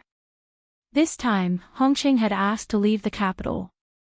One reason was to free himself from the struggle between the princes in Jingdo. She knew that this was also a kind of self-exile after she had hurt him. However, Fan Ruoro was unable to accept Hongqing. Her exquisite heart, which had been influenced by Fan Xian, was even more unable to accept this world's attitude toward men and women than Fan Xian himself. Isn't this a very ridiculous and interesting thing to do? Of course, even if there were no romantic affairs on the pleasure boats, even if Hongqing was a perfect person, Fan Ruoro still could not accept living with that man for the rest of her life. It was just like one of the stories Fan Xian had told in his letter. Those were all very good, but she just didn't like it. What story did he write to make you cry? A lazy and clear voice came from the door of the room. Your brother is indeed very detestable in certain aspects. Fan Ruoro raised her head to see Haitang standing at the door wearing a thin flowery dress. She quickly stood up and said, "So it was you who sent the letter." "I thought it was someone sent by Sir Wang." Haitang put her hands in her clothes and dragged her feet in. "Wang Qinian isn't coming back. Didn't Fan Xian say? Right now, it's Deng Ziyu in Shangjing. You should have met him." Fan Ruoro nodded. Haitang smiled slightly and said, "I am truly curious about the contents of this letter. It actually made the usually calm you cry." Fan Ruoro's fingers gripped the letter. She lowered her head and said, "Don't make fun of me. Brother is still as long-winded as before. Haitang sighed and said, I have experienced this deeply. Fan Ruoro tilted her head slightly and asked with confusion, aren't you in Shangjing? Why have you returned to the mountain? Of course, Haitang couldn't have returned to the mountain just to send a letter to Fan Xian's sister. She gazed at Fan Ruoro and smiled slightly. Teacher received a letter from second brother and thinks you can already leave the mountain. He had me accompany you to Shangjing. Go to Shangjing. Fan Ruoro said with some difficulty. But, there are still many things I haven't learned. It's just that someone wants to see you, so he asked me to take you there, Haitang said. If you like life in the mountains, you can come back when the time comes. Don't you also like life in the mountains? Fan Ruoro smiled. I didn't touch this room. I'll keep it. When the time comes, we'll live together. Hearing these words, Haitang sank into silence. After a long time, she sighed and said helplessly, even if I wanted to come back, it wouldn't be a matter of a year or two. Fan Ruoro knew that Haitang and her brother had been secretly doing something. Originally, with Fan Xian acting as a bridge between them, her relationship with Haitang had always been good. Furthermore, they spoke more casually. However, each time she thought of her sister-in-law, Lin Wan, far away in Qin Kingdom, Fan Ruoro purposely kept her distance from Haitang. Perhaps this was a girl's careful thoughts. She suddenly thought of the words earlier and asked curiously, in Shangjing, who wants to see me? Your Majesty. A glimmer of a smile rose to the corners of Haitang's lips. She thought that her emperor's thoughts were as difficult to guess as Fan Xian's. In Shangjing, not far from Qing Mountain, where Tianyi Taoist School was located, in the black and green, unique and beautiful royal palace, the Master of the North, the Northern Qi Emperor, sat paralyzed on a low couch. His large feet were covered in cloth socks and gave off steam. His body was slanted in the arms of a beautiful woman in palace attire. Chapter 5:11. I don't think I did anything last summer. Sea Lily held her head in her hands and felt a headache coming on. Ever since Fan Xian had mentioned this in his letter to Duo, the Northern Qi Emperor and the two women beside him had sunk into endless thought. No matter how they calculated, they could not figure out exactly what they had done to Fan Xian last summer. There was only one sentence in the letter. It was plainly written. It was like a warning, but it was more like a threat. The North did not understand just what had made Fan Xian so angry. They did not think that the reason for all of this was because Fan Xian had miscalculated the year. His original intention had been to warn the women in the north that he already knew about the matter of the broken temple. The Northern Qi Emperor furrowed his brows and coldly said, last year, I gave him a good sword through Wang Qinyan's hand. Even if he saw through this matter, it's fine if he doesn't thank me. Why did he send a letter to threaten the ant-disciple? The Wei Emperor's sword. Sea Lily covered her mouth and smiled brightly. Or the Wei Emperor's sword. The pronunciation was the same. It took some time for the Northern Qi Emperor to understand this naughty joke.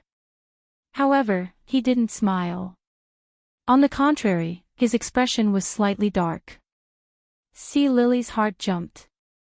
She knew the Emperor didn't like her to be too presumptuous, so she quietly closed her mouth and knelt to the side. The Northern Qi Emperor slowly sat up. His hands moved back from his temples and tied up his long black hair. His two strokes of handsome brows straightened. Calmly, he said, let's not talk about this for now. Fan Xijia has a large banquet tonight. I will have Wei Hua attend in my place. What do you think? Your Majesty is wise. Sea Lily thought for a moment and then said seriously, by tying the second son of the Fan family in Shangjing, Fan Xian will certainly behave himself in the south. Even if he has other thoughts, he has to think about his brother and sister.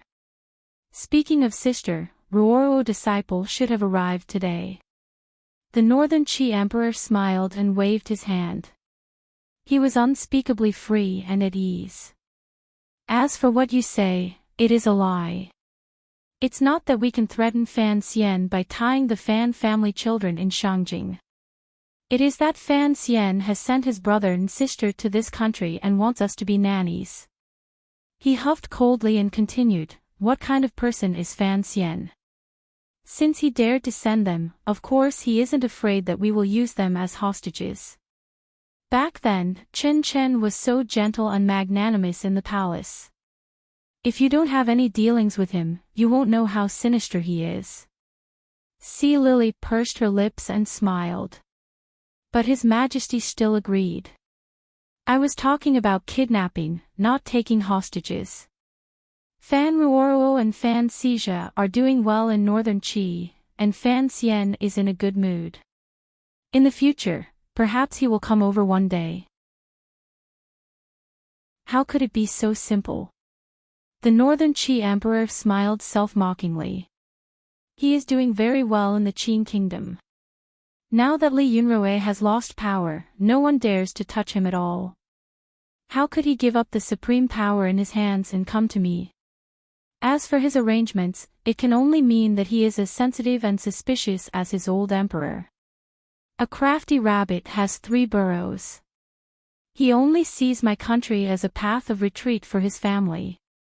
He sighed. He just had to be born in Jiangnan and in the palace treasury of the Qin kingdom. I need him for too many things. Even though I know he is using me, I can only agree. Within a year, the Northern Qi Emperor and Fan Xian had each chosen a spokesperson.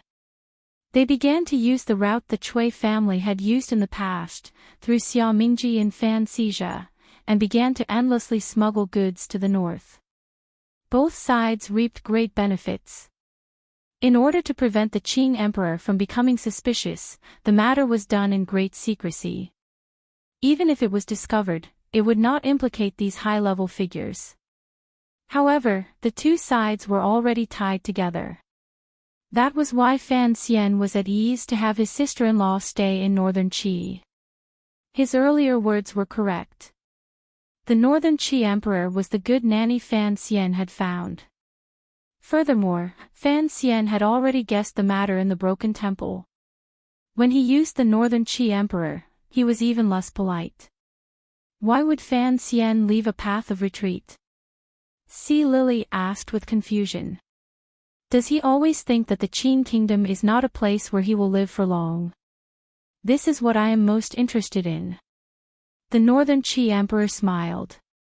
Just what kind of person is Fan Xian?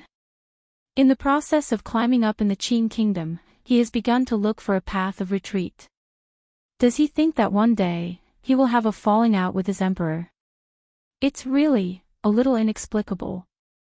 He paused and then continued, do you still remember the time he sent you back to the capital? Sea Lily immediately thought of their gentle interactions on the north and the boundless spring in the carriage. Her face heated slightly. She lowered her head and didn't reply. The Northern Qi Emperor laughed loudly. However, there was a slight sourness in the laughter. He used his finger to raise Sea Lily's chin and gently said, Lily, I don't like you by my side thinking about other men. Sea Lily lowered her head and didn't say anything. Her red lips held a smile. The Northern Qi Emperor huffed coldly. He found that this girl was becoming less and less afraid of him. He pulled his hand back and said, didn't you once say that on the road back north, Fan Xian had given you an antidote? Since that is the case, he has saved both your lives and mine. That is why I don't understand. He cooperated with me for his own benefit. That is a matter for the future. Before this, it seemed that he didn't want me to die. Additionally, there is the matter of a path of retreat earlier. His brows were furrowed tightly. He could not understand it no matter how he thought about it. Fan Xian, does he really think of himself as a person of the Qin kingdom? Sea Lily slowly raised her head and smiled slightly at the worried emperor. She didn't say that when Fan Xian was still in Shangjing, he had already guessed that the emperor would not be harmed by the poison in his body. Although she was now a royal concubine and deeply loved by the Northern Qi emperor, in addition to the unclear relationship between them, and deep in the palace, she did not care at all about the threat from the Qing kingdom's Overwatch Council. She also did not need to accept Fan Xian's remote control. For some reason, whenever she thought of the young man's hateful and gentle smile in the south, Sea Lily's heart softened and hid much for him. Perhaps it was to see how the emperor, who had always been farsighted, would fly into a rage in the future. The Qing kingdom is a great enemy of our dynasty. The Northern Qi emperor furrowed his brows and said, I have a clear understanding of the beast-like thoughts of the Qing people. Even if Fan Xian has endless hatred toward the Qing royal family because of the Yi family matter, he is, after all, a person of the Qing kingdom. Why would he give this court so many benefits? Is he not afraid that once the Qi kingdom falls, it will make the Qing kingdom look bad? Hearing these words, Sea Lily stopped her playful thoughts and sank into silence. She was a descendant of the Qing royal family and had an irreconcilable hatred with the Qing court. That was why she had turned to Northern Qi. However, Fan Xian was, after all, the illegitimate child of the Qing emperor. Although the Qing emperor had many restrictions on him, in 3 short years, he had made him the most powerful official in the Qing court. What was there for Fan Xian to be dissatisfied with? Why would he secretly make so many deals with Northern Qi? It couldn't be because of her, Sea Lily thought self-mockingly. It also couldn't be because of Duo, much less the emperor. Although Fan Xian was a lustful person, he would not change his mind because of a woman. After she was silent for a long time, a thought suddenly flashed through her mind. Unless, he has never truly considered himself a person of the Qing kingdom. After saying this, she shook her head. Even she didn't believe these words. A strange light flashed through the Northern Qi emperor's eyes. Immediately after, a faint disappointment rose. If Fan Xian truly did not consider himself a person of the Qing kingdom, then perhaps one day he would actually come to Northern Qi. If Fan Xian came, he would bring countless benefits, such as the secrets of the palace treasury, the internal affairs of the Overwatch Council, and his identity. A prince of the Qing kingdom, a successor that Zhuang Mohan had appointed to betray the Qing kingdom and come to Northern Qi. What kind of shock would this cause? How much benefit and danger would this bring to Northern Qi? If Fan Xian truly came to join, the ambitious Northern Qi emperor would certainly accept him regardless of the danger. However, he knew that this kind of speculation was impossible. Everyone knew that Fan Xian was a Qing person through and through. The Qing emperor would not be so stupid as to force his most promising son to not live on and take that last step. In reality, it was just that the people of this world could not understand the thinking of Fan Xian, a modern person. Ever since Fan Xian had said those words in the cave, he had already accepted his role as a person of this era. However, he did not have much of a sense of family and country. Because of the environment he had grown up in and the friends he had around him, his feelings toward the Qing kingdom were even deeper. In his view, the disputes of the world were actually just a kind of internal dispute, like the eldest branch fighting the second branch. It was like the spring and autumn period or the warring states period. There was no sense of moral shame in jumping around. The concept of treason had never existed in his mind. This was the unique mentality of outsiders. Walking up the quiet stone path of the royal palace in Shangjing, the eunuchs and serving girls opening the way carefully supported the young man at the side, terrified that the young man in the dragon robe would accidentally fall. The eunuchs holding the horsetail whisks and water bottles behind him stood on their tiptoes and lowered their heads, not daring to make a single sound. The expression of the Northern Qi emperor was not very good. Ever since he was young, he hated having these servants around him, making it a rare opportunity for him to relax. However, the rules in the palace had always been like this. No matter how angry he was, he could not change this unless he killed all of these servants. But, what could he do even if he killed them all? Walking to the side of the third floor of the palace, a green tree slowly lowered its branches and gently rested on the black eaves. It was a beautiful contrast. The little emperor looked at this scene in a daze. He wondered why he rarely noticed these sights when he wandered around the palace every day. Was it because he saw so much every day that he habitually forgot? He suddenly remembered what Hai Tang had once told him.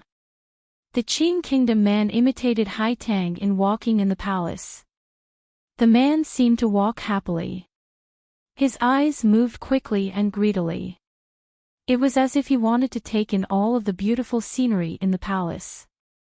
Did that man naturally like beautiful things, which was why he could write such beautiful and clean words? The Northern Qi Emperor lowered his head. With his hands behind his back, he sank deep into thought. A moment later, he raised his head. A confident smile hung on his face. His feet changed direction and headed toward a mountain path to his right. At the end of the mountain path, the sound of a waterfall could faintly be heard. The eunuchs and serving girls beside him jumped in fright. Wasn't the emperor going to the summit to plant osmanthus? Why did he turn in that direction? No one dared to make a sound to stop him. They could only follow silently. The mountain path turned a few times and came to a platform by the cliff. There was a pavilion on the platform. The Northern Qi Emperor pointed at the pavilion. The eunuchs and serving girls at his side immediately rushed over. They set down the garden stools, lit incense, and swept away the dust. The emperor walked into the pavilion and looked at the stream below the pavilion and the spring flowers facing the cliff. His heart jumped slightly. In a quiet voice, he recited, slapping the railing, "The flowers in the forest blow at my temples, the mountain wind is cold, the grand song startles the floating clouds away." The people beside him hurriedly flattered, "Your Majesty." The Northern Qi Emperor smiled self-mockingly. He thought of how Fan Xian had only said 3 words to him in this pavilion, good words. To flatter me so carelessly. Fan Xian, you are still the only one. The Northern Qi Emperor smiled. Standing by the railing, he looked at the beautiful scenery of his world. Everyone retreat. Everyone retreat, he suddenly ordered. The eunuchs and serving girls in the pavilion looked at each other. The mountain rocks were cold. If the emperor caught a cold, how would they explain it to the Empress Dowager? They knew that Northern Qi was the emperor's country. Although the emperor was young, his will was unusually firm. After Xinzhong's death, the emperor had strongly advocated for Shang Shanhu to be released to the south to fight against the Qin kingdom. He had also presided over a few major changes in the court. Even the officials did not dare to look at him as if he were a child. The pavilion immediately returned to its usual peace and quiet. The Northern Qi Emperor stood by the railing and took a deep breath. Thinking of Fan Xian's suggestion at the beginning, he thought that this kid was right. A moment later, he thought of another matter. His brows slowly furrowed. In a quiet voice, he said to himself, "Fan Xian, what exactly do you think? First worry about the worries of the world and then rejoice in the world's happiness. This world, is it the Qin kingdom's world, or the entire world?" The Northern Qi Emperor's brows gradually relaxed. He faintly sensed the truth of the situation. The corners of his lips twitched up in a rare manner. A strange smile appeared on his face. In a quiet voice, he said, "If you come to join me, I will make you a prince. That is at least a bit better than your current little duke. Take a day off tomorrow." Chapter 5:12. Yesterday, I went for a physical examination. The results will be out next week. Everything I know is fine, but my blood pressure is very high. It's 110 to 150. Both the doctor and myself were shocked. It's probably a problem caused by my evil writing work. Today, my blood pressure is much better. Everyone should exercise more and pay attention to their diet. Don't always sit in front of the computer reading and playing games. Your health is still the most important. In the mountain pavilion, the smile on the Northern Qi Emperor's face suddenly disappeared. He returned to his usual silence when he was alone. He had grown up in the royal palace. When his father first passed away, he faced the most difficult test of his life. Although, with the powerful support of imperial advisor Ku He, the Empress Dowager had carried him through this difficult time, such a beginning meant that his life as an emperor would not be smooth. There were many reasons for it not being smooth, but the most important one was the secret hidden in his heart, in the Empress Dowager's heart, and in imperial advisor Ku He's hearts that could never be spoken of. For this secret, the Northern Qi Emperor had made too many sacrifices and made too many changes that twisted his personality. He could not have too close a relationship with too many people. He could not be too intimate with his sisters. He could not be impudent and do whatever he wanted. In these dozen years, the people at his side had never changed. Even when he showered, it was as if he was facing a great enemy. The secondary concubines in the back palace still had hidden bitterness. In order to divert the Qing kingdom's attention and make the officials in court more alert, he and his mother had acted out the scene of mother and son not being in harmony for so many years. It had been very difficult. He didn't want to shoulder all this, but since he had already shouldered it, as a descendant of the Zhang family, he had inherited his grandfather's ambition and will to shake the world. He had to play his role well. It had to be admitted that he had done well these years. No one could find too many faults with the little emperor. He had condoned and even secretly lured Shang Shanhu to kill Shenzhong on a rainy night, seized the Shen family, and firmly controlled the entire brocade guard in the hands of the royal family. He had put Shang Shanhu under house arrest for a year to reduce his drive and then released him to suppress the overbearing Qing army in the south. Within the country, he had suppressed the tyrants and colluded with Fan Xian outside the country. One trick after another was used. These 2 years, the Northern Qi court had become more and more orderly under his management. In particular, the Jiangnan matter proved the young emperor's deep foresight and scheming. Even if the person in charge of the Jiangnan palace treasury was not Fan Xian, presumably he still had the ability to secretly obtain some benefits. The Northern Qi emperor knew that there were many levels of benefits. No matter how he imagined it, he had never thought that he could obtain so many benefits for his court through Fan Xian. He gently patted the railing and looked at the clear flowing water in the mountain stream.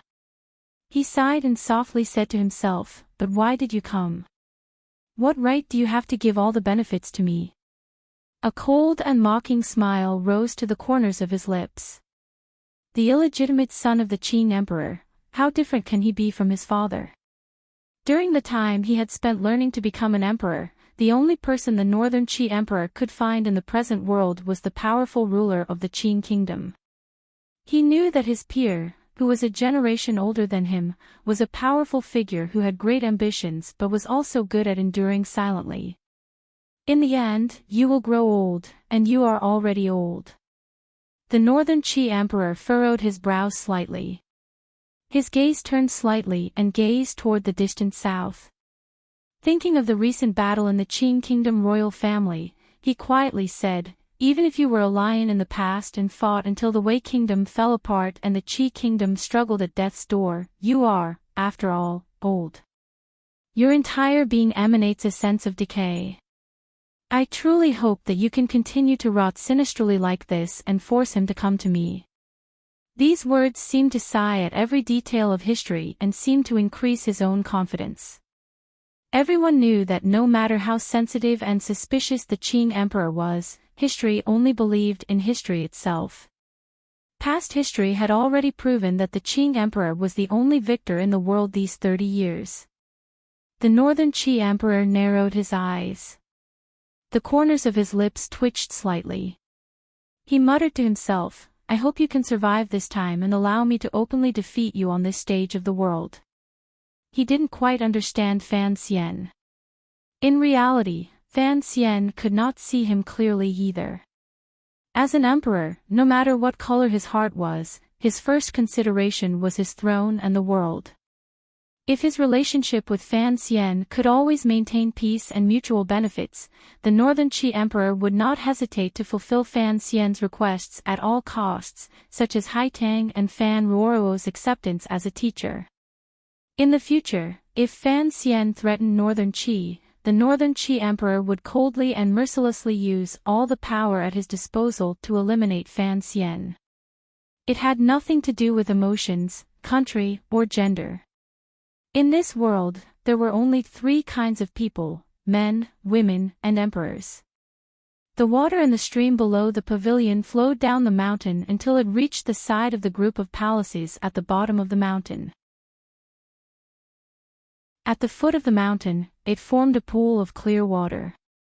To the west of the clear water was a small gap made of white stone. The gurgling clear water flowed out through the gap, but it did not stir the pool at all. In the forest behind the pool of clear water, there was a large group of eunuchs and serving girls waiting with their heads lowered and quiet. No one knew that the emperor was in a daze in the pavilion halfway up the mountain. They only knew that the 2 most noble people in all of Northern Qi, other than the emperor, were in a daze by the pool of water. Dressed in hemp garments and wearing a straw hat, Imperial Advisor Ku He was barefooted. He looked like an ascetic monk. He was sitting on a rock by the side of the pond, holding a fishing rod in his hand. The Northern Qi Empress Dowager, who had put in a great deal of effort and endured a great deal of power and chaos in order for her son to sit firmly on the throne, smiled slightly as she sat by Master Ku He's side. Her brows were filled with peace and serenity. Back then, the Zhan family had risen from the chaos of the world and forcefully inherited the Wei Kingdom's heavenly treasure through military power. However, there had been endless years of war. Countless brave generals in the royal family had all lost their lives to the Qing Emperor's ruthless and ferocious attacks. After the Zhan Emperor died of illness, only she and the Northern Qi Emperor, an orphan and a widow, were left in the entire palace. At that time, the Qing Kingdom's Qin Pingping was in power. The northern court's political situation was in turmoil. The nobles were all clamoring, and the situation in the palace was precarious.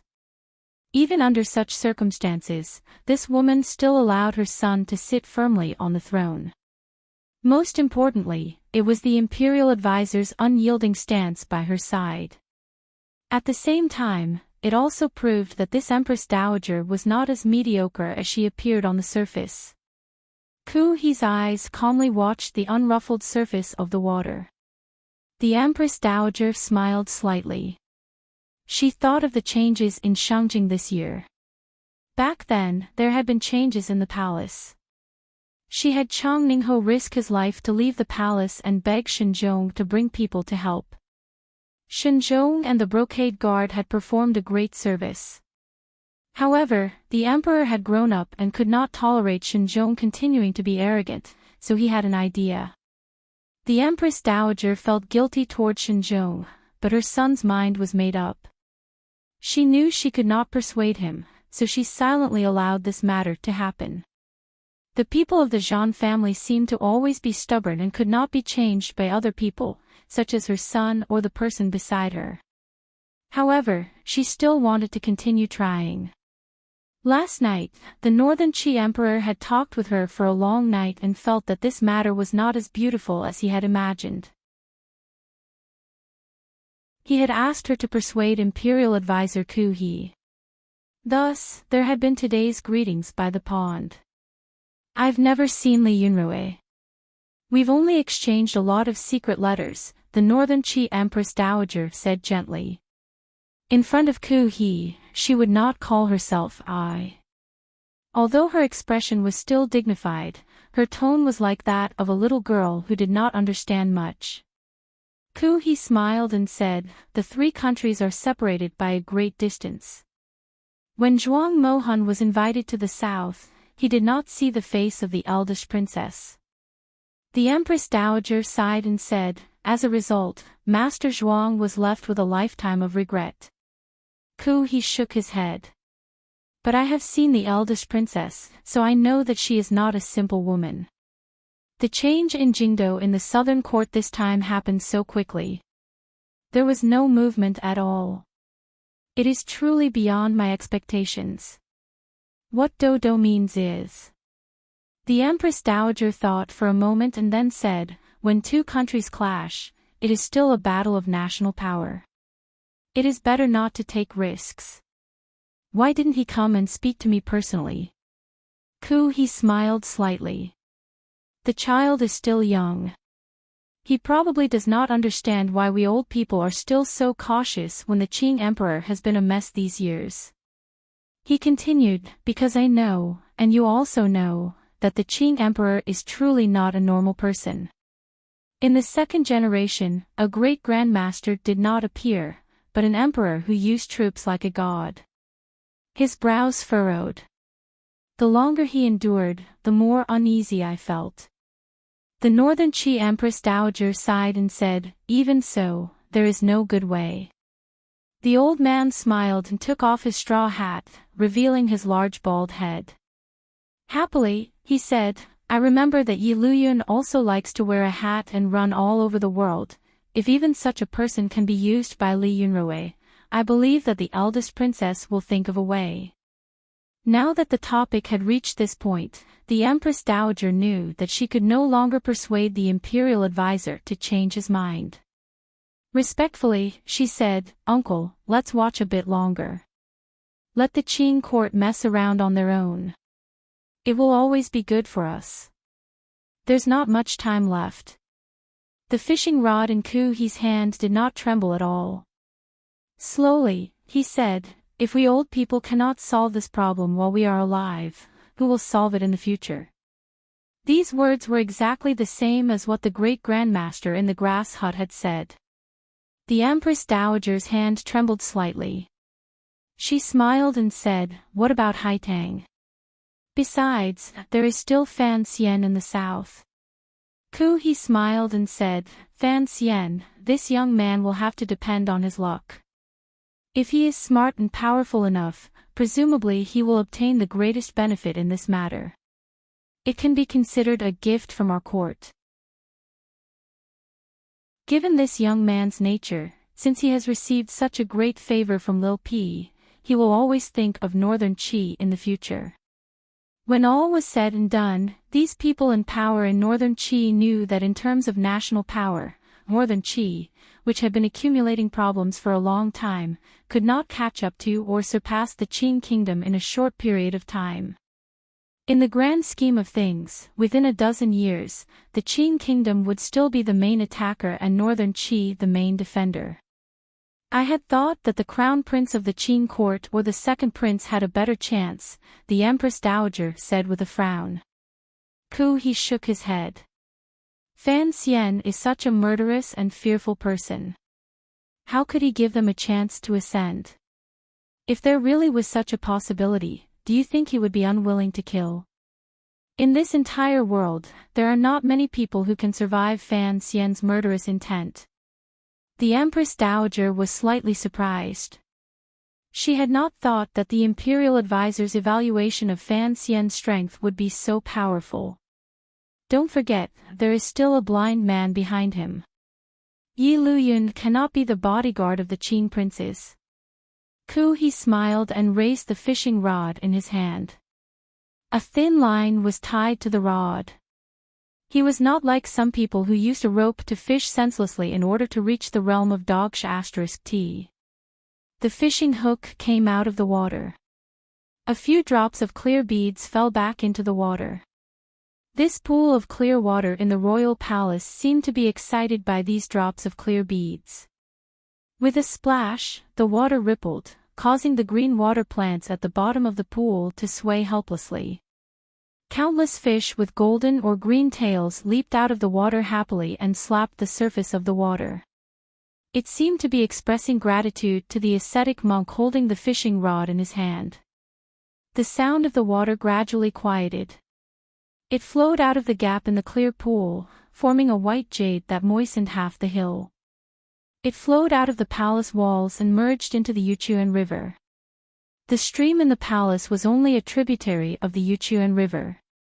In reality, the Yuchuan River's name came from the stream on the Green Mountain in the royal palace, the Yuchuan. The Yuchuan River flowed into Shangjing. Not far from the palace walls, it passed a garden. This was Haitang's garden. To find peace and quiet in Shangjing's bustling area was a rare and good place. In the past, Fan Xian had mocked her for being obsessed with fame. He had not thought that this kind of garden was secretly full of nobility. There was not a hint of the countryside at all. At this moment, two girls walked out of the garden. They boarded the carriage outside the garden and headed into the city. It did not take long for the carriage to reach the busiest part of Shangjing. The speed of the carriage slowed.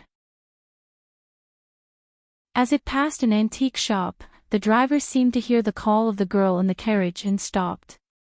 Haitang put down her right hand that had pulled up the curtain and turned her head to Fan Ruoruo. "It's your brother. Do you want to go down and say hello?" Fan Ruoruo smiled and said, "Since he's treating today, let's not see him early. Let's walk around Shangjing first." Haitang nodded. The carriage began to move again without disturbing the people in the antique shop. Inside the antique shop, a slightly plump young man was looking at the goods inside with his head down. This person was none other than the second young master of the Fan family who had been kicked to Shangjing by Fan Xian. He had suffered countless hardships at Haitang's hands and finally made it out. He had taken over the Chui family's northern route, Fan Sidu. Perhaps it was because he had changed his appearance or because the life away from home had made this young man mature early. At this moment, his countenance was completely calm. There was no trace of the arrogance and ruthlessness of the past. It made people think he was much more mature than his true age. Tonight, he was holding a large banquet in the Shangjing branch of Baoyue brothel. He knew ahead of time that his sister and Haitang, the two people he feared the most, were coming, so he had come out early to buy gifts from the antique shop. He had to make sure that these two were happy. However, after looking for a long time and even having the shop owner bring out all the goods from his collection, he still did not find anything satisfactory. This made his mood a bit unhappy. Behind him were still the northern Chiases and bodyguards with curved knives at their waists. Although the Fan brothers knew that this was definitely a group of people monitored by the northern Qi royal family, Fan Xizha was as daring as Fan Xian. He continued to use them casually and did not change them out. There were other people looking at the goods in the shop. From the color of their clothing, one could see that they were either wealthy or of high status. This antique shop was very famous, and the goods sold were also very expensive. Thus, the people who dared to come in and pick out items were all important figures in northern Qi. If they were not wealthy merchants, then they were nobles. These people did not recognize Fan Xizha, but seeing that he had brought 4 ace guards with him, they secretly guessed that this young man must be the son of some family that did not like to show off. At this moment, the shop owner walked in with a very solemn expression, carrying a wooden tray covered by a red cloth. He moved closer to Fan Xizha's side and said, "Young master, if you want a pair, then this is the only one." Fan Xizha lifted a corner of the red cloth and saw that on the tray was a pair of jade lions. The carving was excellent. The lions had the heads of tigers and were exceptionally cute. He couldn't help but smile. He thought that giving this pair to his sister and Haitang was indeed appropriate. It also had the intention of helping him vent some anger. "This is it." He waved his hand. Unfortunately, the nobles looking at the goods to the side also had their eyes on this pair of jade lions. They begged Fan Xizhi to raise his hand and let them go. A rich young master was even willing to give a red packet to show his sincerity. In large places like Shangjing, Jingdou, and Dongyi, there were usually not many situations where people relied on power to steal goods. After all, everyone present was either wealthy or of high status. No one knew who they would offend. In Shangjing, Fan Xizhi had always kept a low profile. The Qing kingdom's wanted posters still had his name. Other than the brocade guards, the Qing royal family, and related officials, not many people knew his true identity. If this had been in the past, Fan Xizhi might have agreed to such a gentle request from this rich young master. However, he truly liked this pair of jade lions, so he hesitated and did not speak. With this hesitation, the mood of the nobles became unhappy. They thought that they had already given him enough face. If the Marquis had not been invited to an important gathering and given the matter of buying gifts to the young master, they would not have needed this pair of precious jade lions as gifts. Why would they have to speak to this stranger? The people parted. A 12 or 13-year-old nobleman walked out. Pointing at Fan Xizhi's nose, he cursed, "In Shangjing, no one dares to fight with me for things." Fan Xizhi furrowed his brows. If this had been in the past, he would probably have thrown out a punch long ago. As he grew older, his temperament was much more stable. He asked, "You are?" Someone kindly reminded him, "This is the young master of the Marquis of Chang'an's family." The Marquis of Chang'an and the Marquis of Changningho were the brothers of the Northern Qi Empress Dowager. This status was indeed sufficiently noble. After Fan Xizhi paused slightly, he laughed hatefully. "Your father wants to give a gift tonight, right?" No matter how much Fan Xizhi had improved, he was, after all, a lawless person in the past. Gritting his teeth, he stared fiercely into the child's eyes and said, "Little brat." After these words were said, the people in front of them all surrounded them. The crowd was ferocious and seemed ready to attack. Fan Xizhi laughed coldly and led the 4 scimitar guards out of the antique shop. In the carriage outside, a strange light flashed through the eyes of a scimitar guard. He asked Fan Xizhi, "Boss, do you know that young master?" Fan Xizhi spat and cursed, "That little brat. Back then, Big Brother broke his arm, yet he hasn't improved at all. If he dares to provoke me again, I would have broken his other arm." Inside the antique shop, everyone looked at each other. They thought that the guy earlier was very daring to call the young master of the Marquis of Chang'an a little brat to his face. Without further ado, the young master picked the gift and forcefully suppressed his anger. Happily, he returned to his manor and followed his father to the Baoyue brothel branch in Shangjing that had opened less than 4 months ago. He was ready to participate in this important gathering. When he entered the building and sat beside his father, he looked at the fat man sitting at the head of the table chatting cheerfully with his cousin. He was immediately dumbfounded. His cousin was called Wei Hua. He was the most outstanding young man in the entire Wei family. Presently, he was deeply appreciated by the emperor and held the important position of commander of the provost of the brocade guard. In all of northern Qi, he had terrifying power. However, such a powerful figure was, at this moment, chatting freely with the chubby young man like they had been friends for many years. There seemed to be a faint wariness between his brows. The young master of the Marquis of Chang'an watched this scene in a daze. He thought to himself, "The chubby brother who called me a little brat earlier, who exactly was he?" While Fan Xizhi and Wei Hua were talking, he glanced below the table from the corner of his eyes and found that Marquis of Chang'an had brought his good-for-nothing son. He thought to himself, "That old thing is already so old. How could he have such a young son? Don't tell me he's wearing a hat." As he criticized silently, he smiled at Marquis of Chang'an and greeted him. Today's banquet was initiated by him. He did not invite outsiders. Everyone was a member of the Northern Qi royal family. The purpose was also very simple. The news from the Qin court was clear that Li Yunrui had already fallen. It seemed that there was no one within the Qin kingdom that could threaten his brother. Thus, he had to grasp this opportunity and expand the scope of his business. Doing business with Northern Qi was actually doing business with the Northern Qi Emperor's family. Thus, he had invited everyone in the Wei family. At the same time, he had asked Hai Tang and his sister to help him suppress the situation. What was Fan Xizhe afraid of? All of the low-priced goods in the south were in his hands. The products of the palace treasury were endlessly delivered to his hands by Xiaomingji. If the Wei family wanted to get rich, they had to rely on him.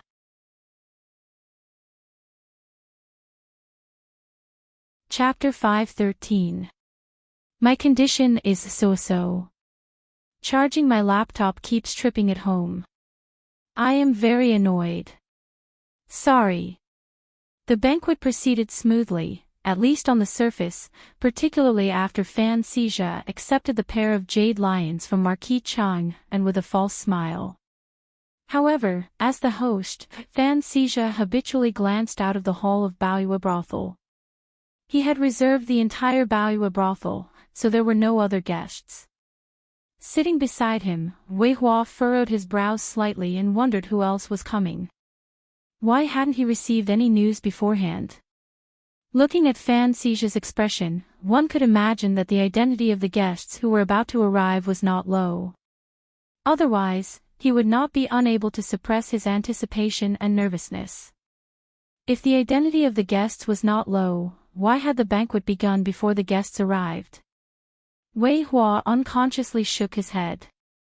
A self-mocking and bitter smile rose to the corners of his lips. He knew that he could not use common sense to judge these two brothers of the Fan family. He was now the commander of the provost of the Northern Qi Brocade Guard. He had taken over Shenzhong's former position. Most of Northern Qi's special forces were under his control. The little Northern Qi Emperor's trust in him could not be said to be weak. His power could not be said to be small. However, once he faced the Fan brothers from the south, Wei Hua still felt faintly nervous. Fan Xian was in charge of the Overwatch Council. He and Wei Hua were in the same line of business. However, Wei Hua knew that he had not delved into this line of work as long as Fan Xian had. The Northern Court's Brocade Guard also did not have as much power as the Southern Court's Overwatch Council. If the two of them actually fought across the border, he would not be a match for the other. As for Fan Xizhe, Wei Hua looked at the chubby young man beside him who was entertaining the guests and furrowed his brows slightly. He had to admit that he had indeed misjudged this person 2 years ago. He had thought that Fan Xian was just using the power in his hands to send his brother to Northern Qi to escape. He had not thought that after a year, Fan Xizhe, hidden behind the scenes, had firmly controlled the old Chui family's routes. His secret business was also flourishing. This was completely not the business sensitivity and ability a young man should have. Wei Hua slapped his forehead. Smiling, he toasted Fan Xizhe and cracked a few jokes. The purpose of Fan Xizhe's invitation today was clear. The smuggled goods from the south had to be taken over by someone. They couldn't let a Qing man openly sell them in Northern Qi. In the past, it had always been the Wei clan, especially Chang Ningho, who had taken over. Now that Fan Xizhe was becoming more and more daring, he felt that Chang Ningho's family was moving too slowly. That was why he had dragged Chang Anho in as well. Wei Hua did not dislike this arrangement.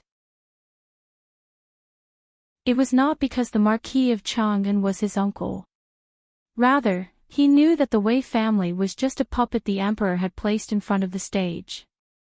The majority of the profits flowed endlessly into the emperor's internal treasury through this business. Furthermore, no matter how much trouble Fan Xizhe could cause, he was, after all, on northern Qi territory. Wei Hua had enough power to keep an eye on him.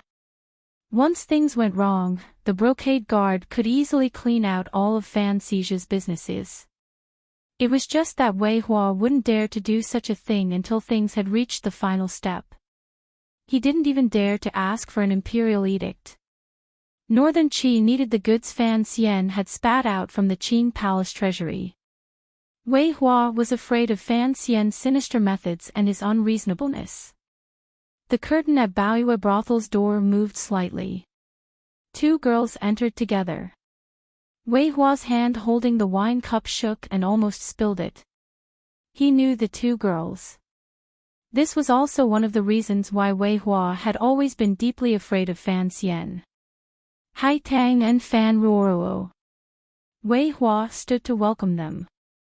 He turned around and pretended to scold Fan Xija a few times before inviting the two noble disciples of Tianyi Dao to sit at the main table. For a moment, the scene was awkward. Everyone in northern Qi knew that the Empress Dowager's intention was for Haitang to marry Wei Hua. However, Haitang and Fan Xian had some unclear relationship. Wei Hua laughed bitterly and said to Haitang, "Second young master Fan is inviting us. You really don't give me any face by coming like this." Haitang smiled and took the jade lion Fan Xija handed to her. She fiddled with it and said, "You just like to talk." Wei Hua laughed and didn't say anything more. From a long time ago, he knew that this woman was not someone he could touch. When the Empress Dowager had first shown interest, the first thing he did was enter the palace to decline. However, it didn't have much effect. The Empress Dowager's love for her juniors was always unreasonable. The Empress Dowager was unreasonable, Fan Xian was unreasonable, and Wei Hua did not have the courage. This matter offended Fan Xian too much. Besides, if he married a 9th-level ace, how could he maintain his authority? Besides, although Haitang was intelligent, her looks were very average. Last year, Wei Hua's sister had followed Lang Tao to Jiangnan.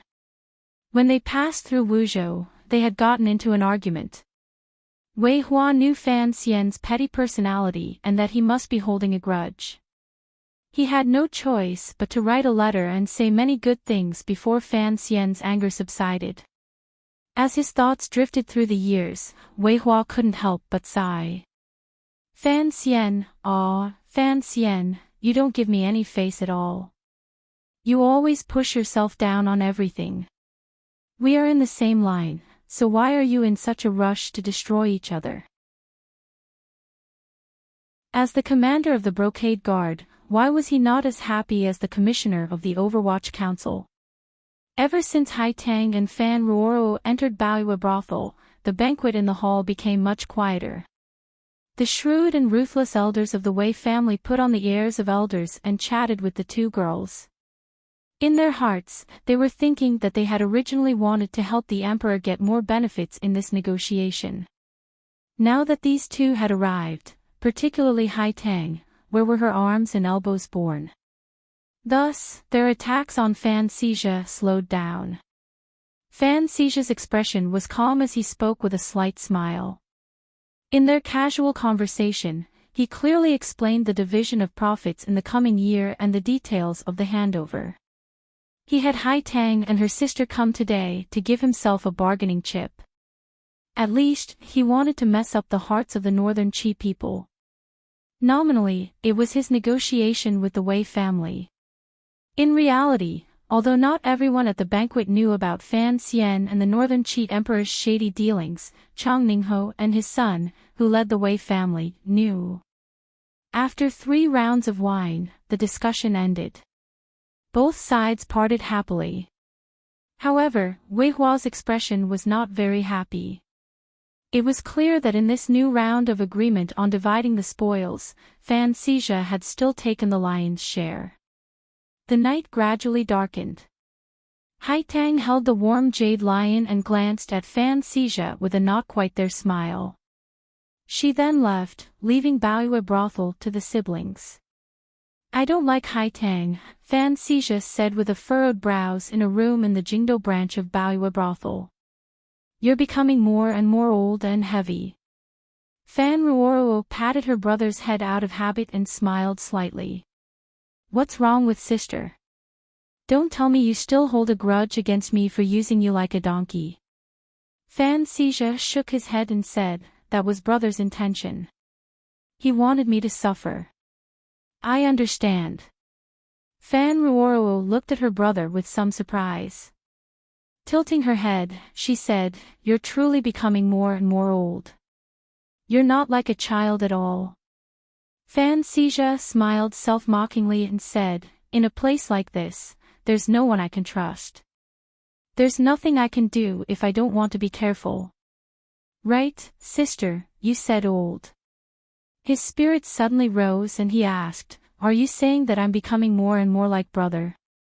Fan Xixia asked excitedly. In his heart, his older brother was his life's idol.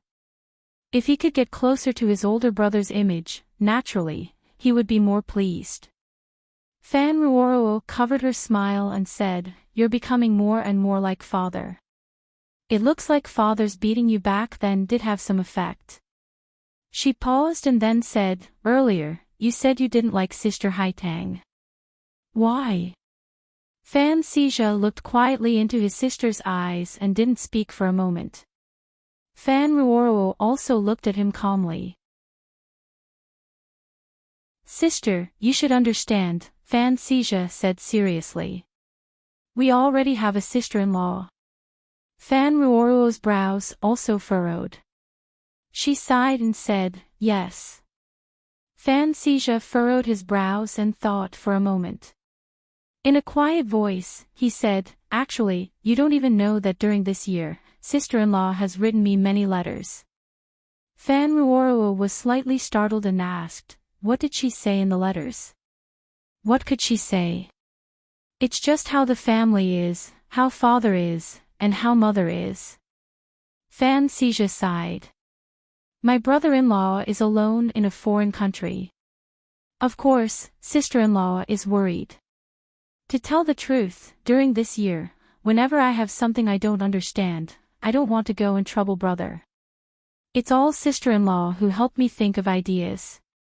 Fan Ruoruo gradually digested the shock in her heart. This was also the first time she had heard of this matter.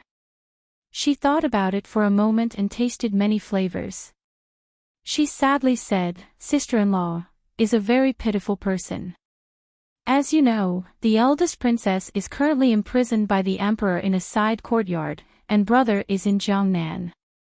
Brother only knows how to kick me to the north. Fan Xixia's tone carried dissatisfaction.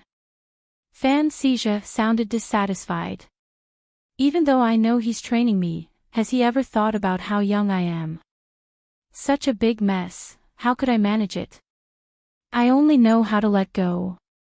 How could I be as thorough as you think? Fan Ruoruo furrowed her brows and scolded, it's not easy for brother in the south. If it wasn't for him standing firm, how could you stand firm in the north? How is he letting go? The shopkeepers of Qingyu Hall are all secretly helping you. The Overwatch Council's network in northern Qi is also serving you. In order to raise you, he has put a lot of effort. As for training, it's not like you don't know what kind of person brother is. He grew up alone in Danzhou. I don't know what kind of person he has gone through to get to where he is today. This is what he believes in.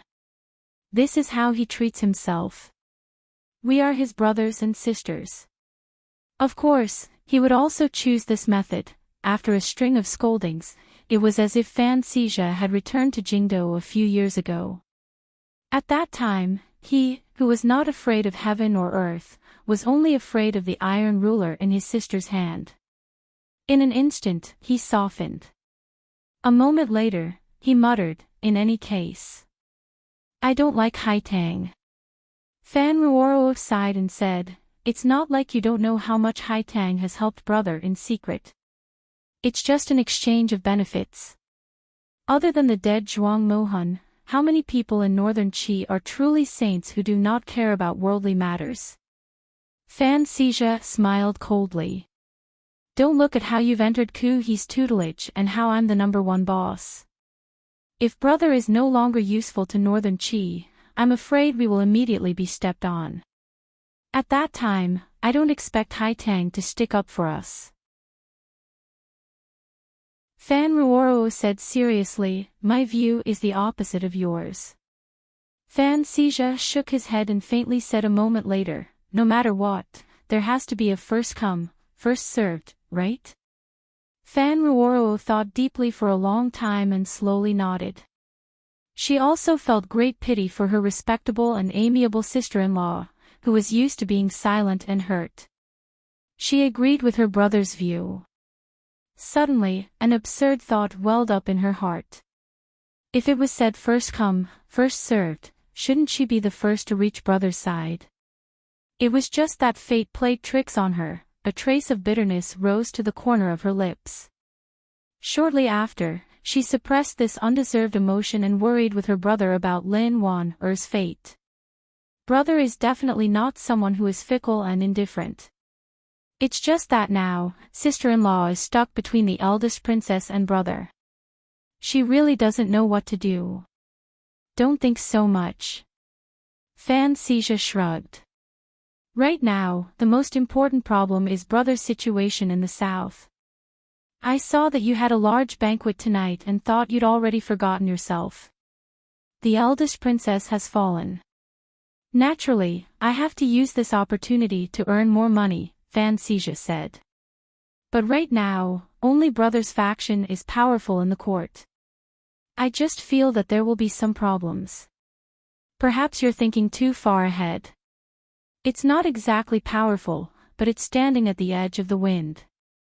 Fan Ruoro smiled slightly. Regardless of whether it's family affairs or national affairs, it doesn't seem to be something that people like us who are guests in a foreign land can worry about. Fan Xixia was startled. Given his sister's usual attitude, he thought, she should be very worried about Fan Xian's safety. Why did she appear so indifferent? But he didn't dare to criticize his sister. He unconsciously asked, whose poem? Brother. Didn't he compose a poem? He doesn't do it in front of outsiders. We really don't care. What can we worry about? Fan Ruoro's calm expression carried a sense of confidence in her brother. He worked so hard to send us to Northern Qi because he doesn't want us to be involved in these matters. If we really want to do what's best for him, then we must live well here and not make him worry. How do you live well? Is it happy being a boss? It's okay, although sometimes it's a bit troublesome. I'm going to the medical shop tomorrow. I also feel that this kind of life is very happy. Brother said that people live in this world to find things they like to do.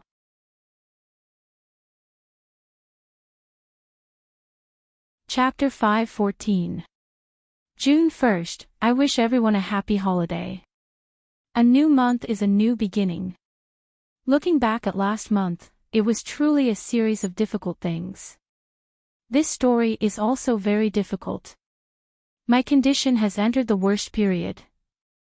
I have held on, but there are still a few chapters that were poorly written, including yesterday's chapter. I am truly sorry. I am satisfied with the chapters before and after the thunderstorm, but I still have some regrets. In my original fantasies, I should have written better. I should have been able to do better, so I continue to apologize. I don't know how much I can write this month because it really is something. I will do my best to ensure that it is at least 130,000 words.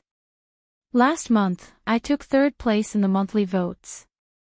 This is my best ranking since I posted my book online. I received a total of 6,000 yuan in prize money.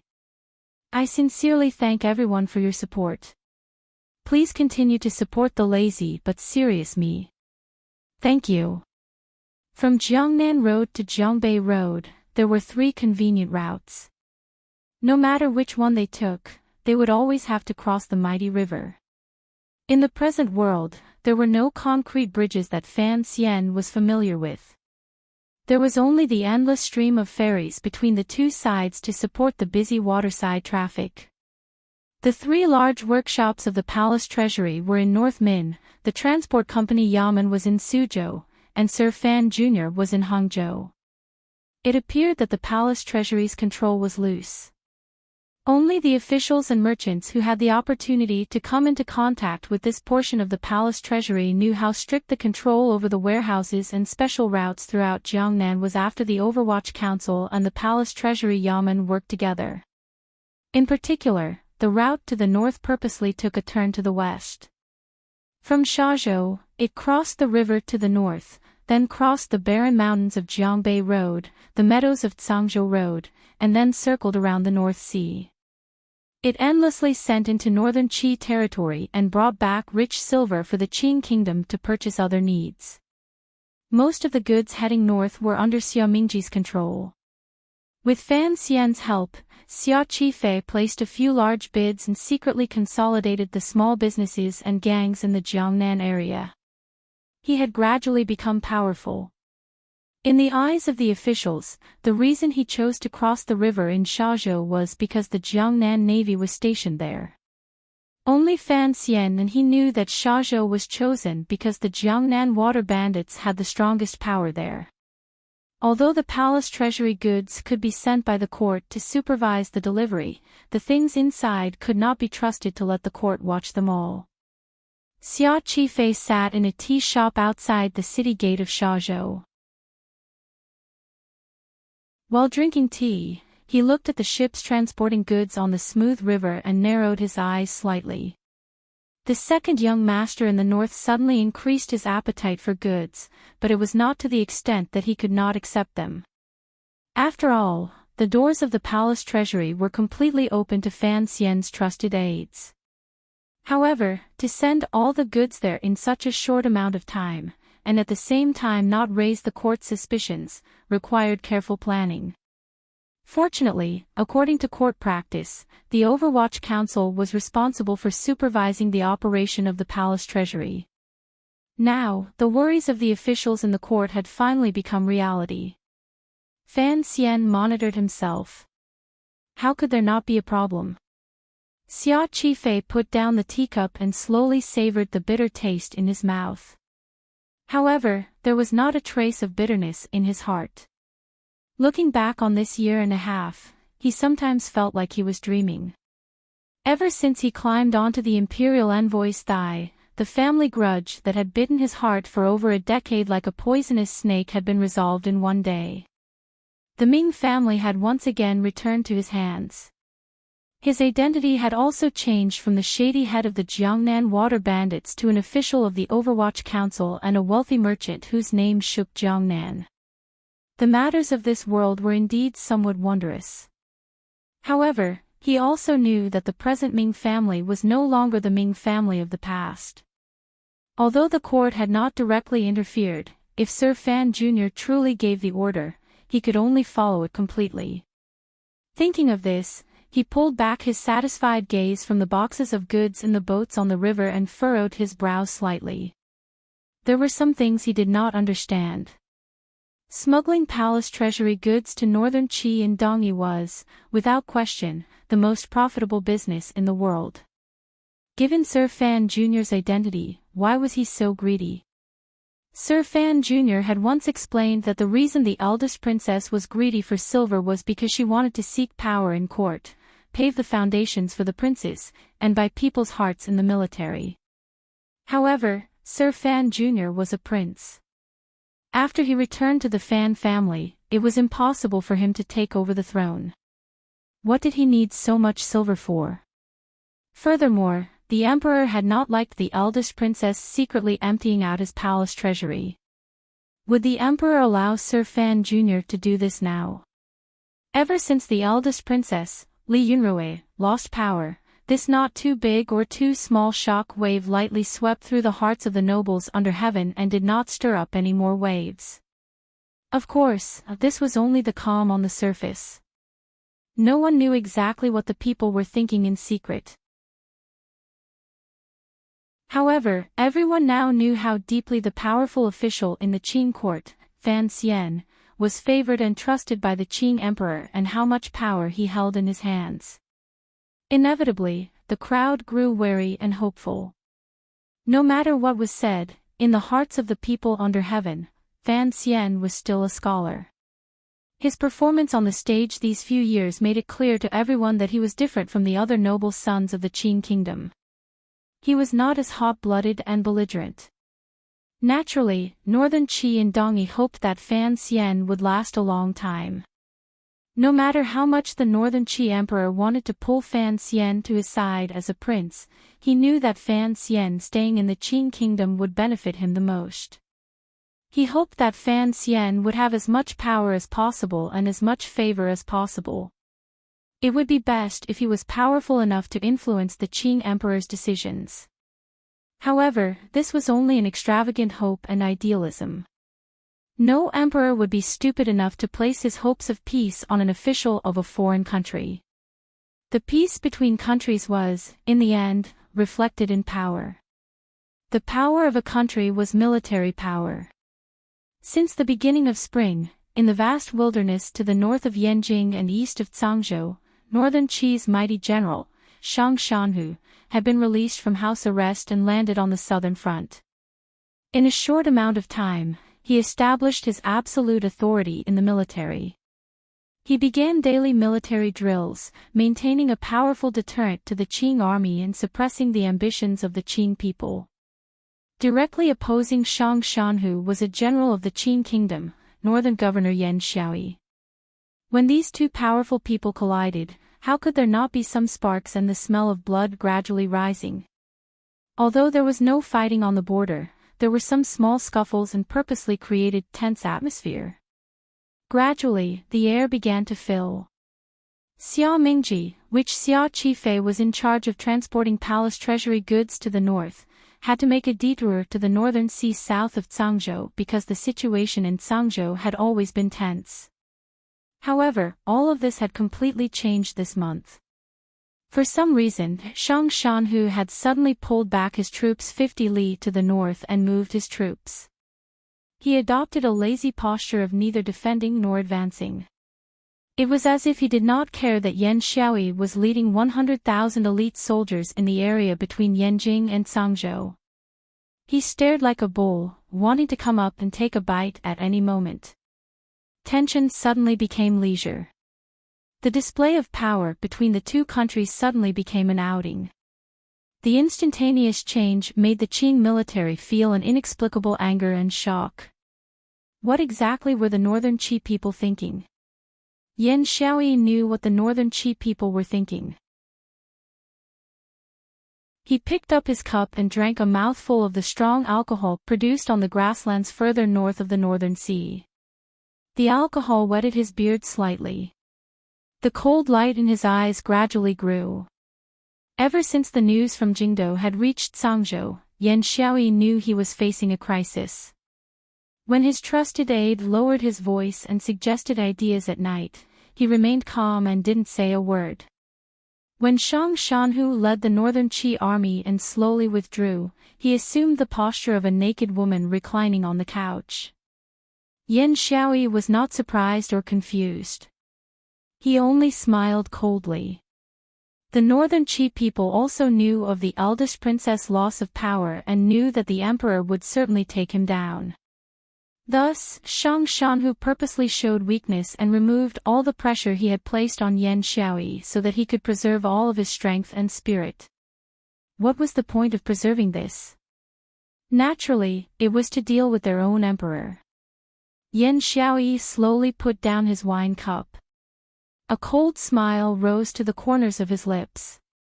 If the Northern Qi emperor suddenly wanted to act against Shang Shanhu, he would also do the same. There were internal problems in the enemy country. As his own side, he had to stand by and watch and give the enemy as much space and power as possible. Only in this way could the other side struggle themselves. After they killed each other, he could sit back and reap the benefits. It could not be said to be unpleasant. However, Yan Xiaoyi didn't seem to have made any preparations. It was as if he was just waiting for that day.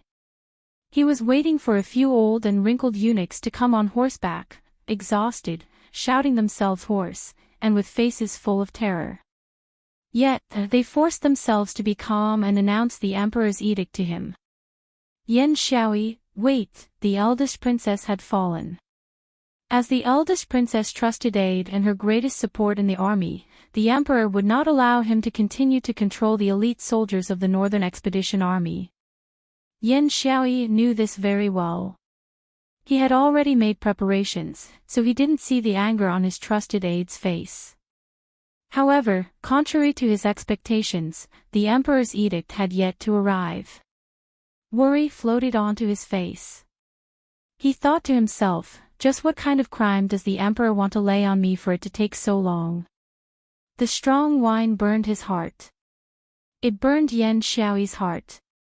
Did the emperor really trust him that much?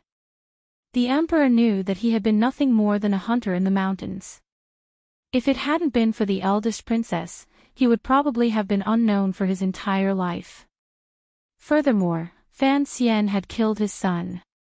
Although Yan Xiaoyi had never found evidence, he believed that within the Qin kingdom, other than the emperor, there were only 2 crazy people who dared to kill his son. Other than the eldest princess, it was the crazy Fan Xian.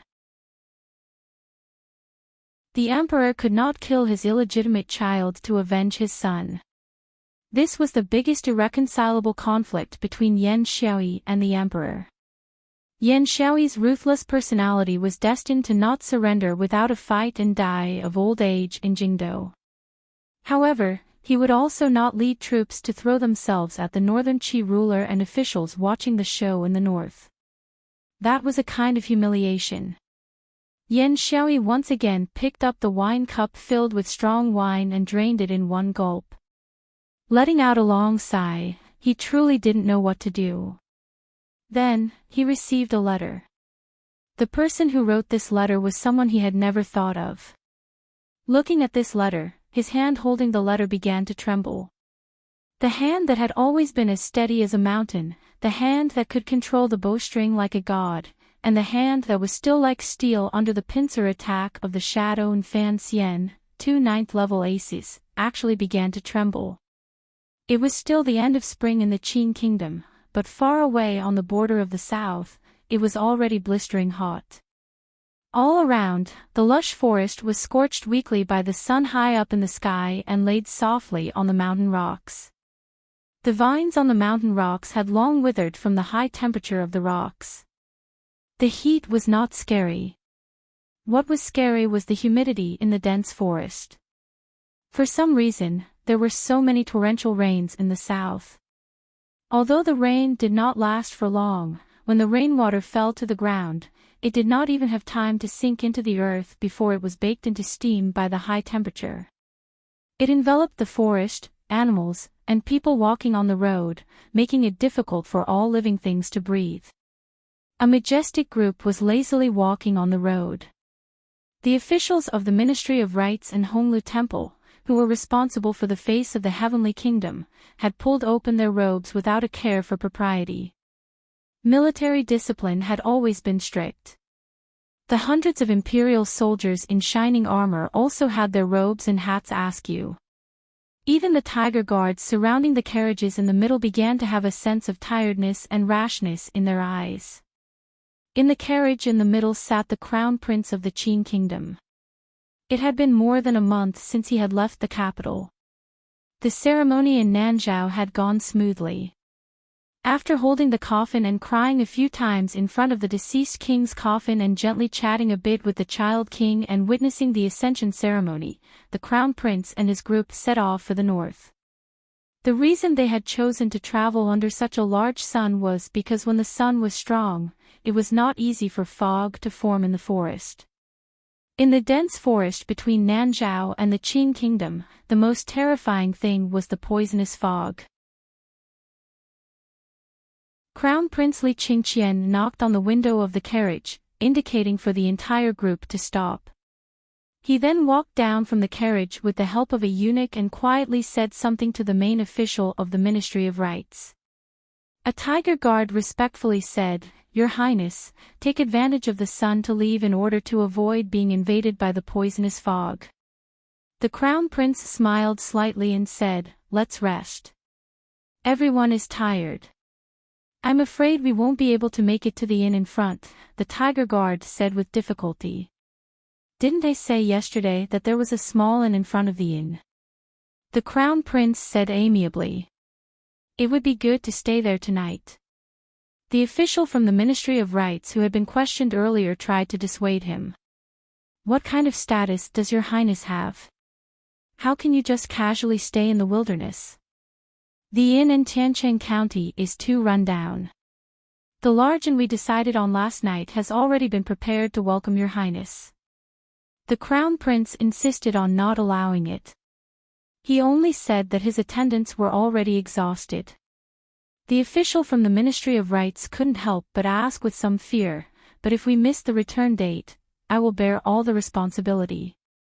"We can't let these soldiers tire themselves out until they fall ill," the Crown Prince said with a frown. An order was sent down for the hundreds of people to rest on the spot. They would spend the night in Enchanting County. They should be able to make it in time.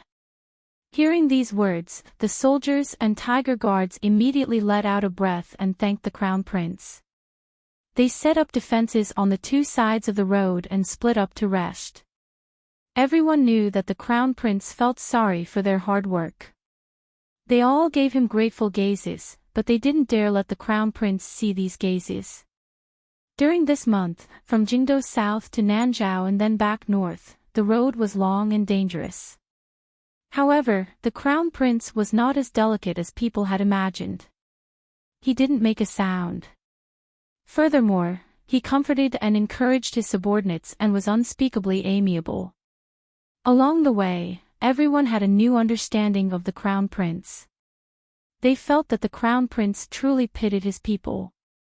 Not only did he not have any resentment toward the Emperor's edict, he also never forgot about them. The Crown Prince received the edict to attend the ceremony in Nanzhou. In the eyes of the people of the world, such a difficult and unrewarding mission, even if the Emperor wasn't exiling the Crown Prince, he was still giving him a warning or a disguised punishment. But now, these soldiers and officials were a bit puzzled. What could the Emperor not be satisfied with such an outstanding Crown Prince? A green curtain had been pulled up in the forest for the Crown Prince to rest. Everyone knew that it was mainly for the convenience of the Crown Prince's official duties. Although the Crown Prince had shared weal and woe with everyone along the way, they couldn't have a proper Crown Prince squat with everyone by the side of the road and defecate naked.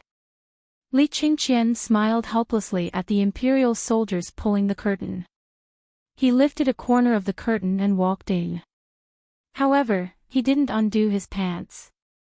He just waited calmly and slightly nervously. Not long after, a hand pinched a pill and sent it into the green grasshopper. It was clear that this had happened more than once. The Crown Prince directly accepted it, chewed it, and swallowed it. He then used the tip of his tongue to carefully lick the gap between his teeth to make sure there wouldn't be any medicinal residue left and be discovered by the eunuchs who were supposed to serve him but were secretly monitoring him. "Why can't you give this medicine to those soldiers?" The Crown Prince was silent for a moment. He then spoke to the faint shadow outside the curtain. His tone was slightly sad. 7 people have already died along the way. There was too much poisonous miasma in Nanzhou. Although the Imperial Academy of Medicine had prepared excellent medicine, there were still a few Imperial soldiers and eunuchs who accidentally inhaled the miasma and died. The shadow outside the curtain paused for a moment and then said, "Your Highness, I find that I like you more and more." After saying this, 13th Wang shook his head and disappeared without a sound. The Crown Prince crouched down and furrowed his brows slightly. He knew that 13th Wang had been sent by Fan Xian, but he didn't know why Fan Xian was so careful to protect him. However, Fan Xian's words were clear. He didn't need to accept any favors from him. However, he didn't like the feeling of an ace following him from afar. He had once tried to have that person give all the medicine to him. However, he had eunuchs serving him every night. If someone discovered that the crown prince had medicine of unknown origin on him, it would indeed be a big problem. However, without medicine on him, he couldn't save anyone. Thinking of the people who had died along the way, the crown prince couldn't help but sigh. He had behaved very well these days, to the point where he couldn't be any better. He knew what kind of person his father was. His father was looking for an excuse to depose him. If he couldn't find an excuse that wouldn't damage the emperor's reputation, his father wouldn't act in a hurry. His father cared too much about his reputation, Li Qingqian thought with a slight smile. Standing up, he threw the used paper onto the ground, thinking, what was the difference between something like face and paper used to wipe one's butt? However, he indeed needed it. At least, because of this, Li Qingqian could hold on for a while longer. A stubborn expression rose to his face. Father, I won't give you too many excuses. If you want to depose me, then don't think you can keep your reputation. He pulled open the curtain and walked out. Looking at the piercing sunlight in the sky, he suddenly thought of the child by the coffin of the Nanzhao king. Slightly absent-minded, he thought to himself that they were both crown princes. For a father to die early was actually a fortunate thing.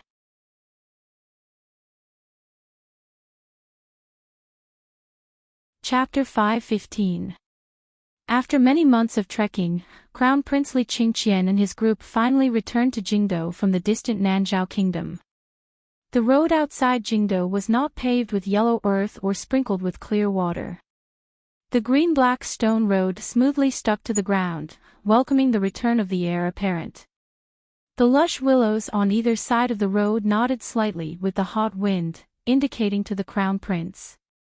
Outside the city gates, welcoming the crown prince's return were the civil and military officials of the court, as well as the 3 princes who had stayed in the capital. After the greetings, the crown prince gently helped his 2 elder brothers and younger brother up.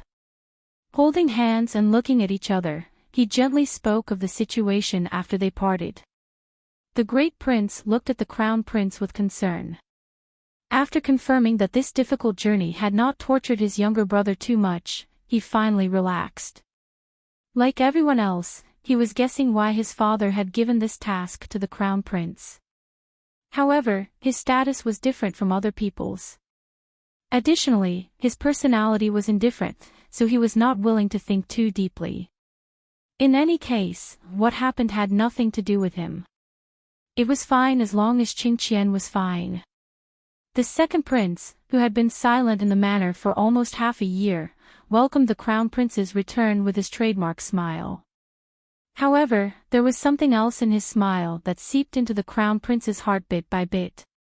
The crown prince smiled slightly at him and nodded his head. He didn't say anything. Li Qingqian held the 3rd prince's hand and looked at the quiet and obedient face of the little boy beside him. He couldn't help but sigh in his heart. The situation had developed to this day, but his youngest brother had already faintly become his greatest opponent. It was truly difficult to understand. He suddenly thought of the new king of Nanzhao. He seemed to be about the same age as the 3rd prince. His heart suddenly trembled. His hand holding the 3rd prince's hand unconsciously loosened. However, before his index finger had completely curled up, he reacted and gently and seriously held the little hand again. The crown prince knew that his 3rd brother was much smarter than the snot-nosed king of Nanzhao. Furthermore, his teacher was Fan Xian.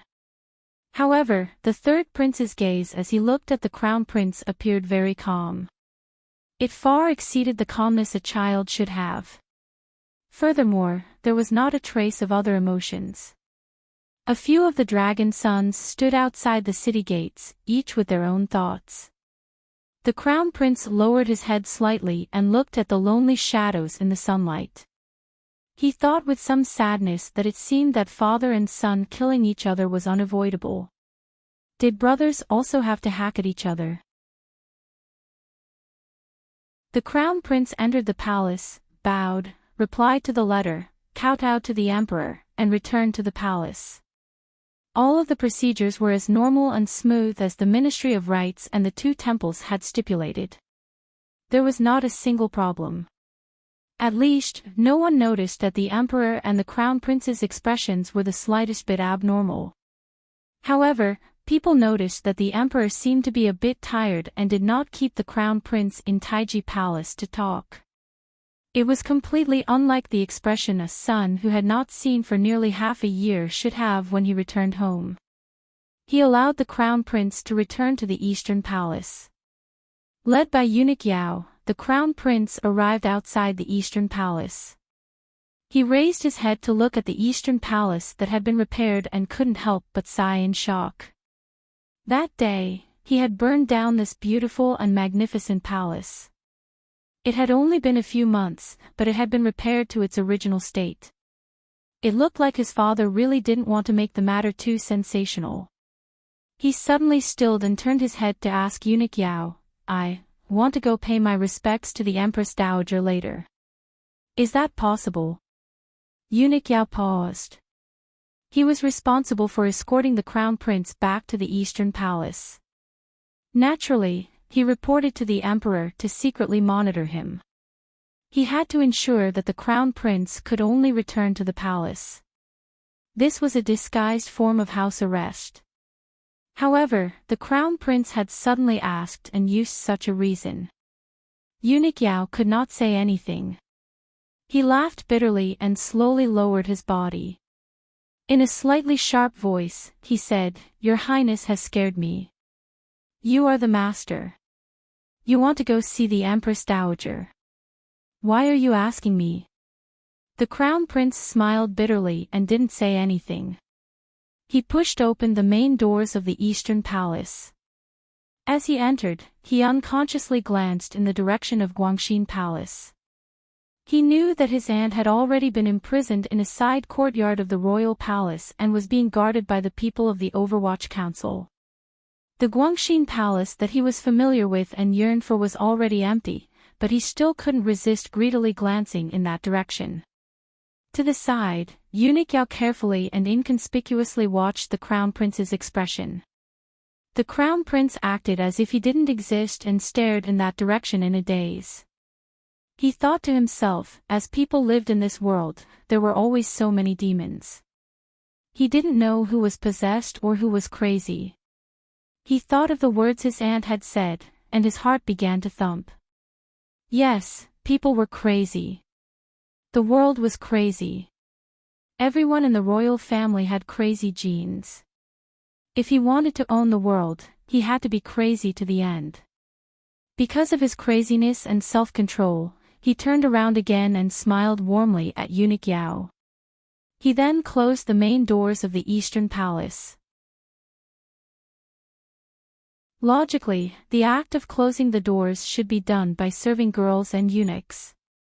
However, the number of eunuchs and serving girls in the Eastern Palace was far less than the number set by etiquette. A few months ago, hundreds of eunuchs and serving girls disappeared without reason. No one knew where they went.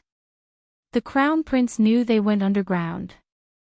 Although the Eastern Palace had been replenished with many eunuchs and serving girls, these newbies were clearly nervous. So many people had died in the royal palace. Naturally, it couldn't be hidden for long. However, no official dared to ask. For one, this was not something they should care about. For two, the officials were also afraid of death. Along the way, serving girls and eunuchs kowtowed in greeting, but no one dared to come forward to serve. The crown prince laughed self-mockingly and entered the main hall. Then, he furrowed his brows and sniffed. He smelled a thick smell of alcohol. A thick, nauseating smell of alcohol floated in the most noble palace in the Qin kingdom. The light in the hall was dim. There were only a few tall lamps lit. Li Qingqian was startled and regained his sight. Only then did he see a familiar woman lying on the couch. To the side of the screen, a large leaf fan produced by the palace treasury was being waved. It fanned a light breeze and dispersed the suffocating smell in the hall. The woman wore a luxurious palace dress, but the decorations were terrible. Her hair was a bit unkempt. She held a wine jug in her hand and was currently pouring wine into her mouth. Between her brows was a haggard and hopeless expression. The person holding the large leaf fan was a young eunuch whose appearance could not be seen clearly. Li Qingqian furrowed his brows in disgust. Shortly after, he sighed.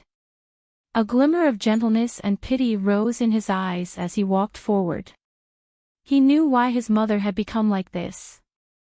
He also loathed how she usually pretended to be mysterious. Once the truth was revealed, she would panic beyond belief. However, she was, after all, his mother. "Mother, I'm back." The half-drunk empress was startled. She rubbed her eyes and looked for a moment before she saw clearly that the young man in front of her was her son. A moment later, she suddenly burst into tears and sat up unsteadily. She threw herself in front of the crown prince and hugged him. Wailing, she said, "It's good that you're back. It's good that you're back." The crown prince hugged his mother's body and smiled warmly. "I've been gone for many months. I've made you worry." A glimmer of joy flashed through the empress's eyes. She said unclearly, "It's good that you're alive. I thought I would never see you again." Ever since the emperor had sent the crown prince to Nanzhao, the empress's mind had been immersed in despair. She and the emperor had been husband and wife for 20 years. Of course, she knew how heartless and terrifying the man on the dragon chair was. She had originally thought that it would be difficult for the crown prince to return after going south this time. Seeing her son alive and well, she couldn't help but be overjoyed. She found a fleeting glimmer of hope in her despair. The crown prince smiled self-mockingly. He hugged his mother and patted her back, comforting her with a few words. Up until now, the empress still did not know why the emperor had suddenly given up on the crown prince. The crown prince also did not tell her the truth. Although the people of the royal family were crazy, they did a pretty good job in the area of filial piety.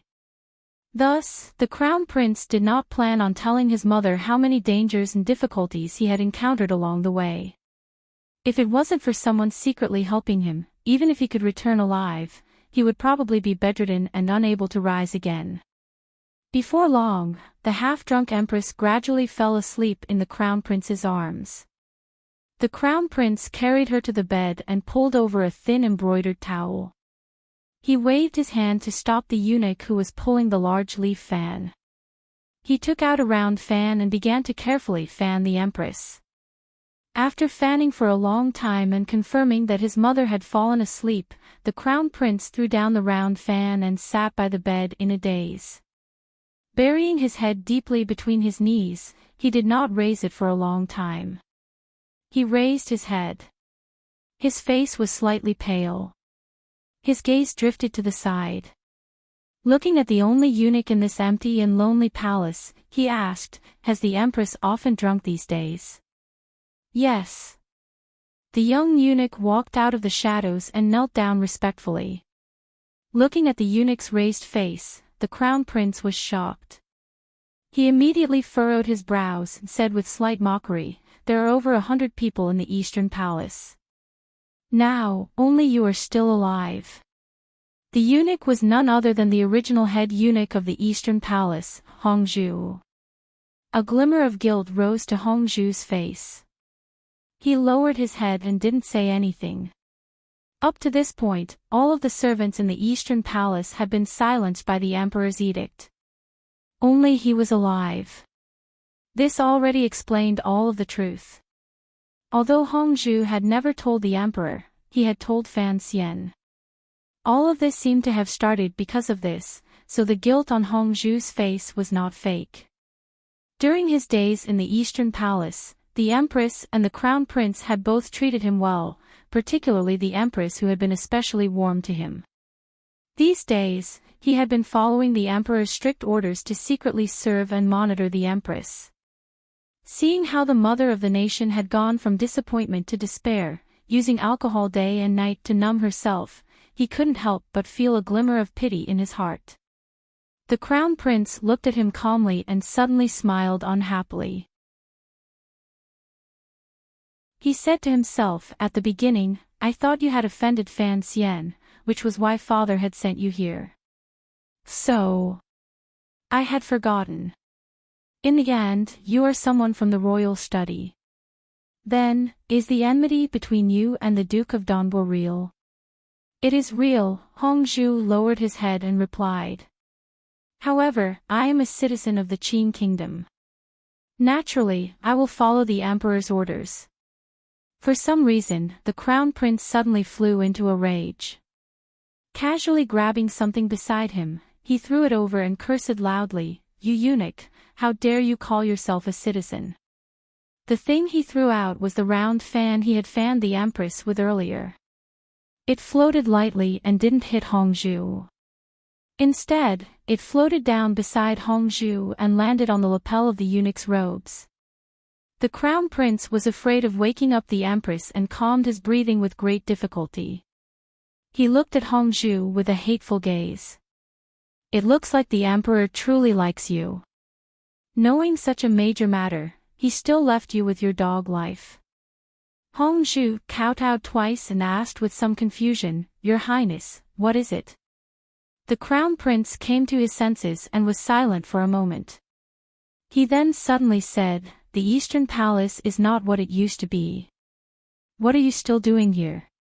If you want to leave, I will go and tell father." Hongzhu's expression was hesitant. A moment later, he gritted his teeth and said, "I want to stay in the Eastern Palace." "Stay in the Eastern Palace to monitor?" The crown prince lowered his voice and said mockingly. "The entire palace is filled with spies. Who cares if you are one more?" Now that things had developed to this point, the crown prince knew that the emperor was going to depose him. Since that was the case, why was he still putting on an act in this secret palace? "I want to serve the empress." After the crown prince was silent for a moment, he suddenly sighed. A trace of pity rose to his face. He gazed at Hongzhu and said, "Xiao Er also died." Kneeling on the ground, Hongzhu's body trembled. After a long time, he nodded his head sorrowfully. The crown prince gazed calmly at Hongzhu and asked a question that, logically speaking, would never have an answer. "What has happened in the palace these few months?" Hongzhu was silent for a long time. He then said, "The emperor went to Hungguang Palace a few times. Each time he came out, he was not very happy." The crown prince had a slight smile on his face. His mood relaxed slightly. He looked at Hongzhu with approval and said, "Thank you." Hongzhu lowered his head and said, "I wouldn't dare." The crown prince sat by the side of the bed and began to think. It was clear that his father had not told the Empress Dowager the truth of this matter. Although the emperor moved unhindered under heaven and no one dared to stop him, an emperor like his father was still troubled by a thread of ties in his heart. For example, his face was like toilet paper, and that filial piety. The Qin kingdom paid particular attention to using filial piety to rule the world. The emperor had put a cage around himself. Li Qingqian clenched his fists tightly. He knew he still had some time. His father was going to depose him and needed time to arrange the discussion. Even if the 8th Bureau of the Overwatch Council wanted to create that kind of rumor, it would not be easy. Xiao died. "I wonder how Hongzhu feels," Fan Xian said quietly. If it was a normal eunuch, perhaps he wouldn't think too much about it. However, I know that Hongzhu has never been a simple eunuch. He has studied and been enlightened, so he cares about gratitude and grudges and values friendship. When all is said and done, the reason Xiao was killed is my problem and his problem. It was the two of us who single-handedly caused the deaths of hundreds of people in the royal palace. He furrowed his brows. When it comes to the emperor's ruthlessness, it seems that our imagination is still lacking. Fine, even if Hongzhu doesn't hate me, he must hate himself. Will there be any trouble like this? He once again said fine, and then said with great sadness, but those hundreds of deaths were caused by me. Yes, I am a very indifferent and emotionless person. In the end, I am not a monster like Uncle Wu Zhu. I still feel strange in my heart. In the past, I told Hai Tang that if I killed dozens or hundreds of people, I wouldn't even blink. But I can't be the emperor because I can't keep calm when tens of thousands of people die in front of me. The emperor wanted to depose the crown prince because I secretly influenced him. Of course, even if I didn't influence it, this matter would have exploded in the end. Fan Xian shook his head. But, now, I want the emperor to not depose the crown prince so quickly. Why? Isn't this very senseless and absurd? What exactly am I afraid of? After the oil is added to the raging fire, it will be the leftovers from the cold pot. He laughed self-mockingly. If the crown prince, second prince, and eldest princess are finished, then I will be the leftovers. Even if the emperor truly loves me and is willing to take me to conquer a great world, you also know that I am a pacifist. Yes, a very hypocritical pacifist. I don't like fighting. Haven't I done so many things these 2 years to maintain my current state? Thus, I have to delay a bit. At least, before I am ready, I cannot let the emperor enter the path of preparing for war. When the time comes, I will have the eldest prince lead the army and have me be the supervisor. We will kill our way into northern Qi and Dongyi. Our knives will be full of dead souls. Just thinking about these days of blood and iron makes me sad. This is the main hidden contradiction. You know that. After Fan Xian said this, he put away the piece of paper in front of him and placed it back into the box. He then began to sigh. He was angry at his own curiosity. Each time, he couldn't resist taking out his mother's letter and reading it again. Each time, it was very troublesome. He was in Hangzhou, in Hua Garden. The large box in front of the door was still open. The snowflake silver inside flickered with a beautiful light. Like Minister Fan, he had also learned to speak to a piece of paper. However, his father was facing a portrait. He didn't have that ability, so he could only speak to the letter. There were many things that could not be said to others. The only people he could say were not by his side, so Fan Xian had a hard time holding it in. There had been a period of time in the past when he had even treated Wang Qinian as his best listener. In order to prevent the old man from being frightened into a heart attack by his words, he had finally stopped his mental torture of Wang Qinian. Uncle Wu Zhu was not here. Ruoro was not here. Wan was not here. Hai Tang was not here. Even if he had 1,000 words, to whom could he pour them out? Where could he find support for thoughts that were rebellious and could not tolerate this world? Fan Xian began to gradually feel that sense of loneliness. The meaning hidden in "I am very lonely."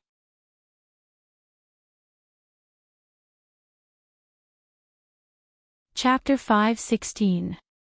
In reality, every person, at certain times, would look back at their life, trace back the past, and look forward to the future. This was the so-called yesterday, today, and tomorrow. However, under normal circumstances, this kind of work was often only begun after people had grown tired of life or after they had reached a certain goal.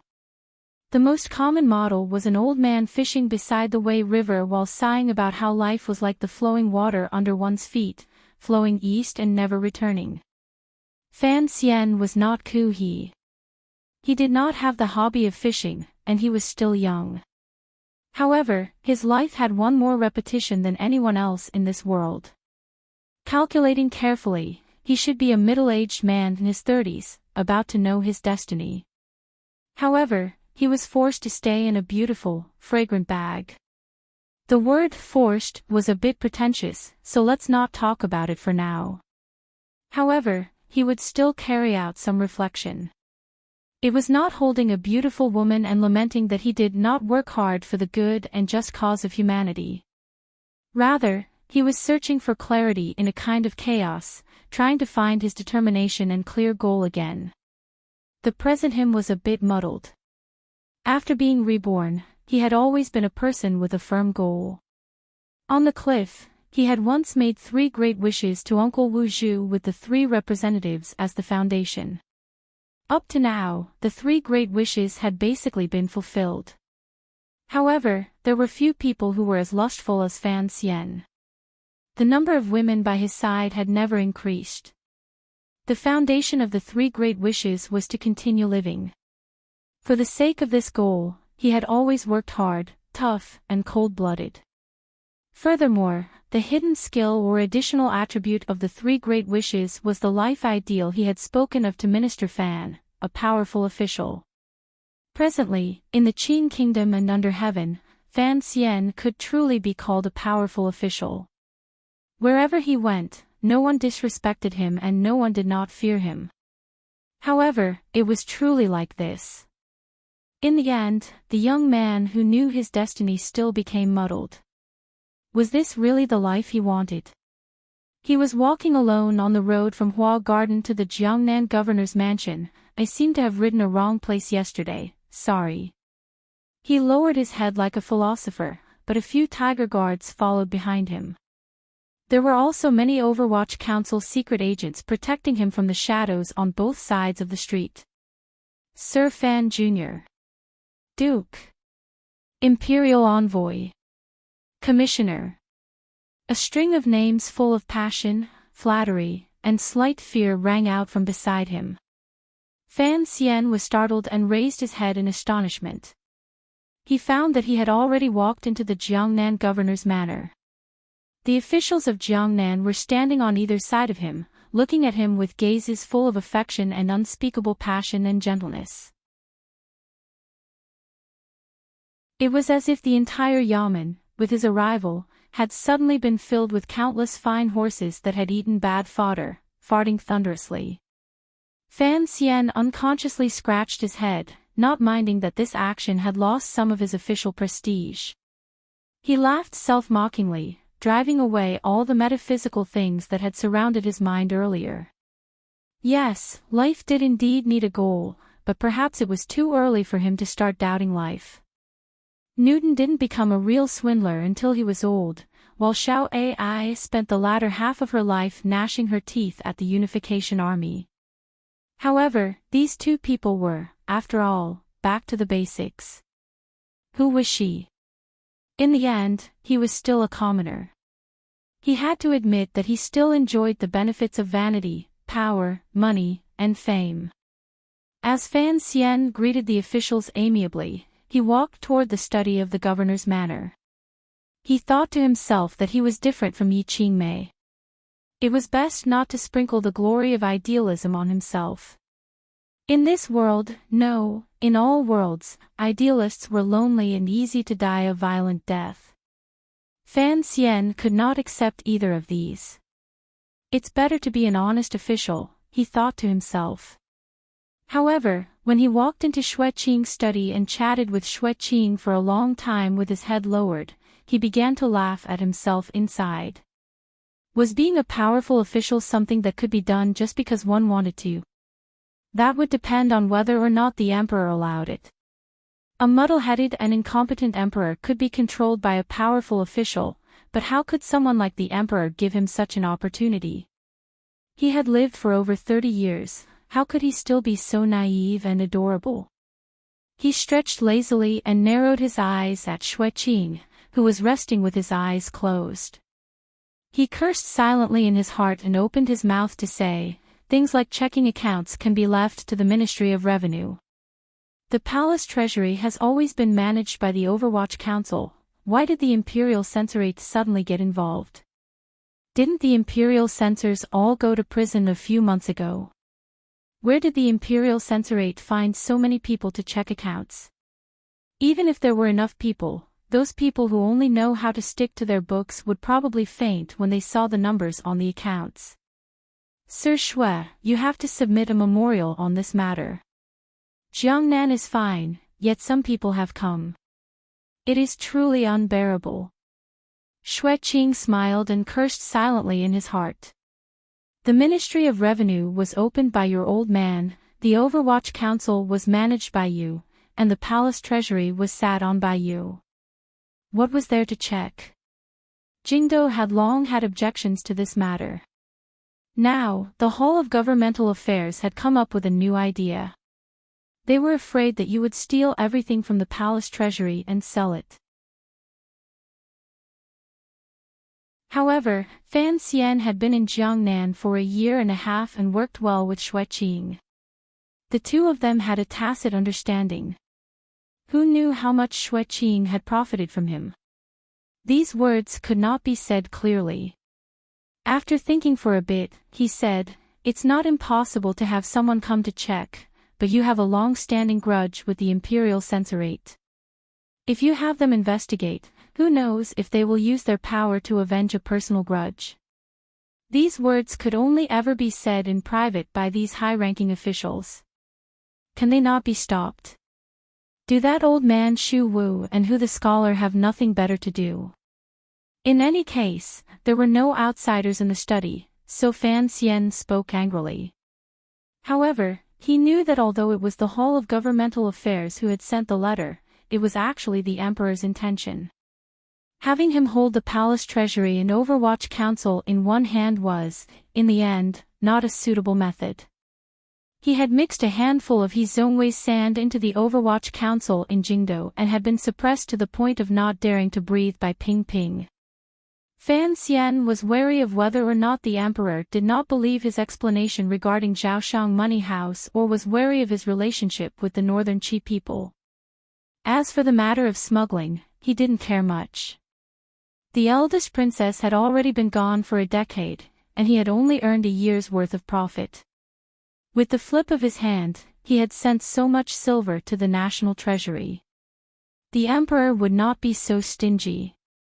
Seeing Fan Xian's slightly unhappy expression, Shui Qing laughed and comfortingly said, "It's all for the people in court to see. What are you worried about? Even if they sent an imperial envoy to lead the three departments to investigate, with a flip of your hand, who would be able to find anything? Don't forget, you are also an imperial envoy." Shui Qing flipped his hand and took advantage of the situation to grab the cup of tea on the table and take a sip. Fan Xian stared at his steady hand and a thought flashed through his mind.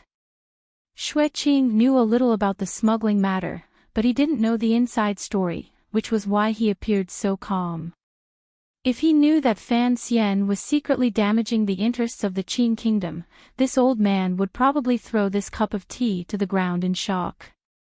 He was just about to pour some more oil and add to the fire when he unexpectedly saw Shui Qing put down the teacup and change his expression to one of seriousness. When interacting in officialdom, particularly between a local emperor like Shui Qing and a prince like Fan Xian, they would talk about important matters in a joking manner. This was to prevent them from feeling too estranged from each other and having an undesirable tendency towards coldness. Thus, it was the first time Fan Xian had seen Shui Qing's serious expression. He couldn't help but furrow his brows. Shui Qing was silent for a long time. He then slowly opened his mouth and said, "Sir Fan Jr., you know more about the Jingdo matter than I do. What is your opinion?" "Opinion? Opinion my ass. I have no opinion at all on such a major matter." Fan Xian closed his mouth and didn't make a sound. He only smiled and looked at the beard on Shui Qing's chin as if he admired it. In any case, in this world, other than the great grandmasters and the emperor, he wasn't afraid of anyone. Naturally, he dared to put on such a clay statue appearance. Shui Qing coughed and looked at Fan Xian's appearance. He knew that his question was too unprofessional and that the other party's shamelessness was even better than his. He smiled self-mockingly. After thinking for a moment, he straightforwardly said, "Let's be frank. The Emperor is going to depose the heir." Fan Xian was startled as if he hadn't heard these words clearly. A moment later, he came to his senses and abruptly stood up. Staring into Xue Qing's eyes, he didn't speak for a long time. He was indeed shocked in his heart. He was not shocked at the deposed heir or that Xue Qing was discussing it with him. He was shocked that since Xue Qing dared to say it to his face, it was certainly not something he had guessed. Rather, the emperor in the palace had already leaked the news to his loyal followers. At the same time, he was beginning to spread the news in all directions through him. Was public opinion about to begin? Xue Qing's fingers gently tapped the surface of the table. Looking at him, he smiled slightly and said, "Sir Fan Jr., why are you so shocked? Isn't this within your expectations?" He suddenly sighed. A trace of pity flashed between his brows. Slowly, he said, "Actually, I'm not afraid of you knowing. I've already submitted memorials to persuade the emperor to give up on this idea. However, it was to no avail." "You want me to also submit memorials?" Fan Xian looked at him. Xue Qing said with slight mockery, "Everyone knows what your relationship with the crown prince is. I am not that stupid." Pausing for a moment, he quietly said, "The emperor has already made up his mind. As officials, we can only act according to the rules." Speaking of this, Xue Qing paused again. It seemed that he was also very confused. The crown prince had clearly grown up these 2 years. He was sincere and had improved in all areas. Why did the emperor suddenly want to depose the heir? However, he faintly guessed that something must have happened within the royal family. In front of Fan Xian, the illegitimate son of the royal family, he would not voice his doubts. Fan Xian thought for a moment and then asked, "How many people know of this matter?" "In Jiangnan, of course, only you and I know," Xue Qing said. "However, I believe that the governors of the 7 roads have all received the emperor's secret edict. It all depends on when everyone will submit the edict." Fan Xian laughed coldly in his heart. The emperor was truly ruthless, even to the point of being muddle-headed. The crown prince's performance this year had been excellent. Not only did he not make any mistakes on his trip to Nanzhao, he had also won the praise of everyone in court. Presumably, if the emperor wanted to depose the heir, it would be too difficult to find an excuse. However, although the words of the 7 roads governors had great power, they were, after all, officials. Who would lead them to do such a thing? Even if it was the emperor's secret edict, the 7 governors were not idiots. Presumably, they would not believe that they would have any good ending if they participated in the battle for the throne. Xue Qing seemed to see what he was thinking and slowly said, "Presumably, I am the first official to submit a memorial to admonish the emperor for deposing the heir." Fan Xian calmly gazed into Xue Qing's eyes. He knew that this person was loyal to the emperor, but he had not thought that he would be loyal to such a degree. The reason? He furrowed his brows and reminded the other party. Xue Qing smiled slightly and looked at Fan Xian. "This is the reason I invited you here today. The emperor's meaning is clear. The 8th bureau should be moving." Fan Xian had already returned to his chair.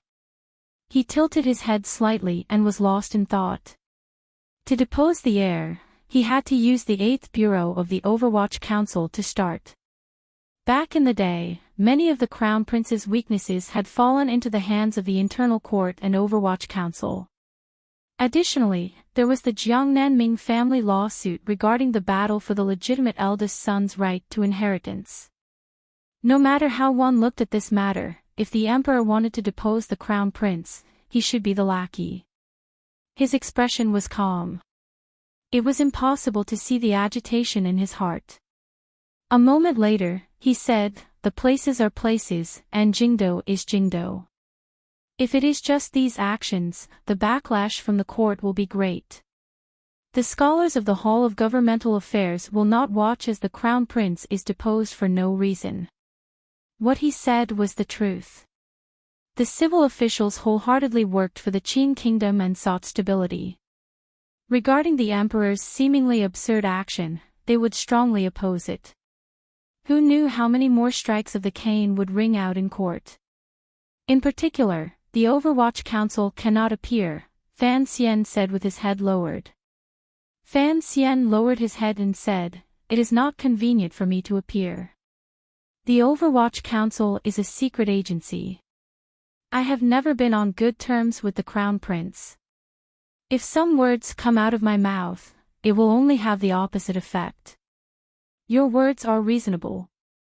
I will report to the Emperor, Xueqing said after thinking for a bit.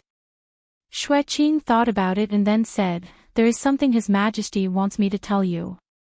In a few days, His Majesty will go to worship the heavens.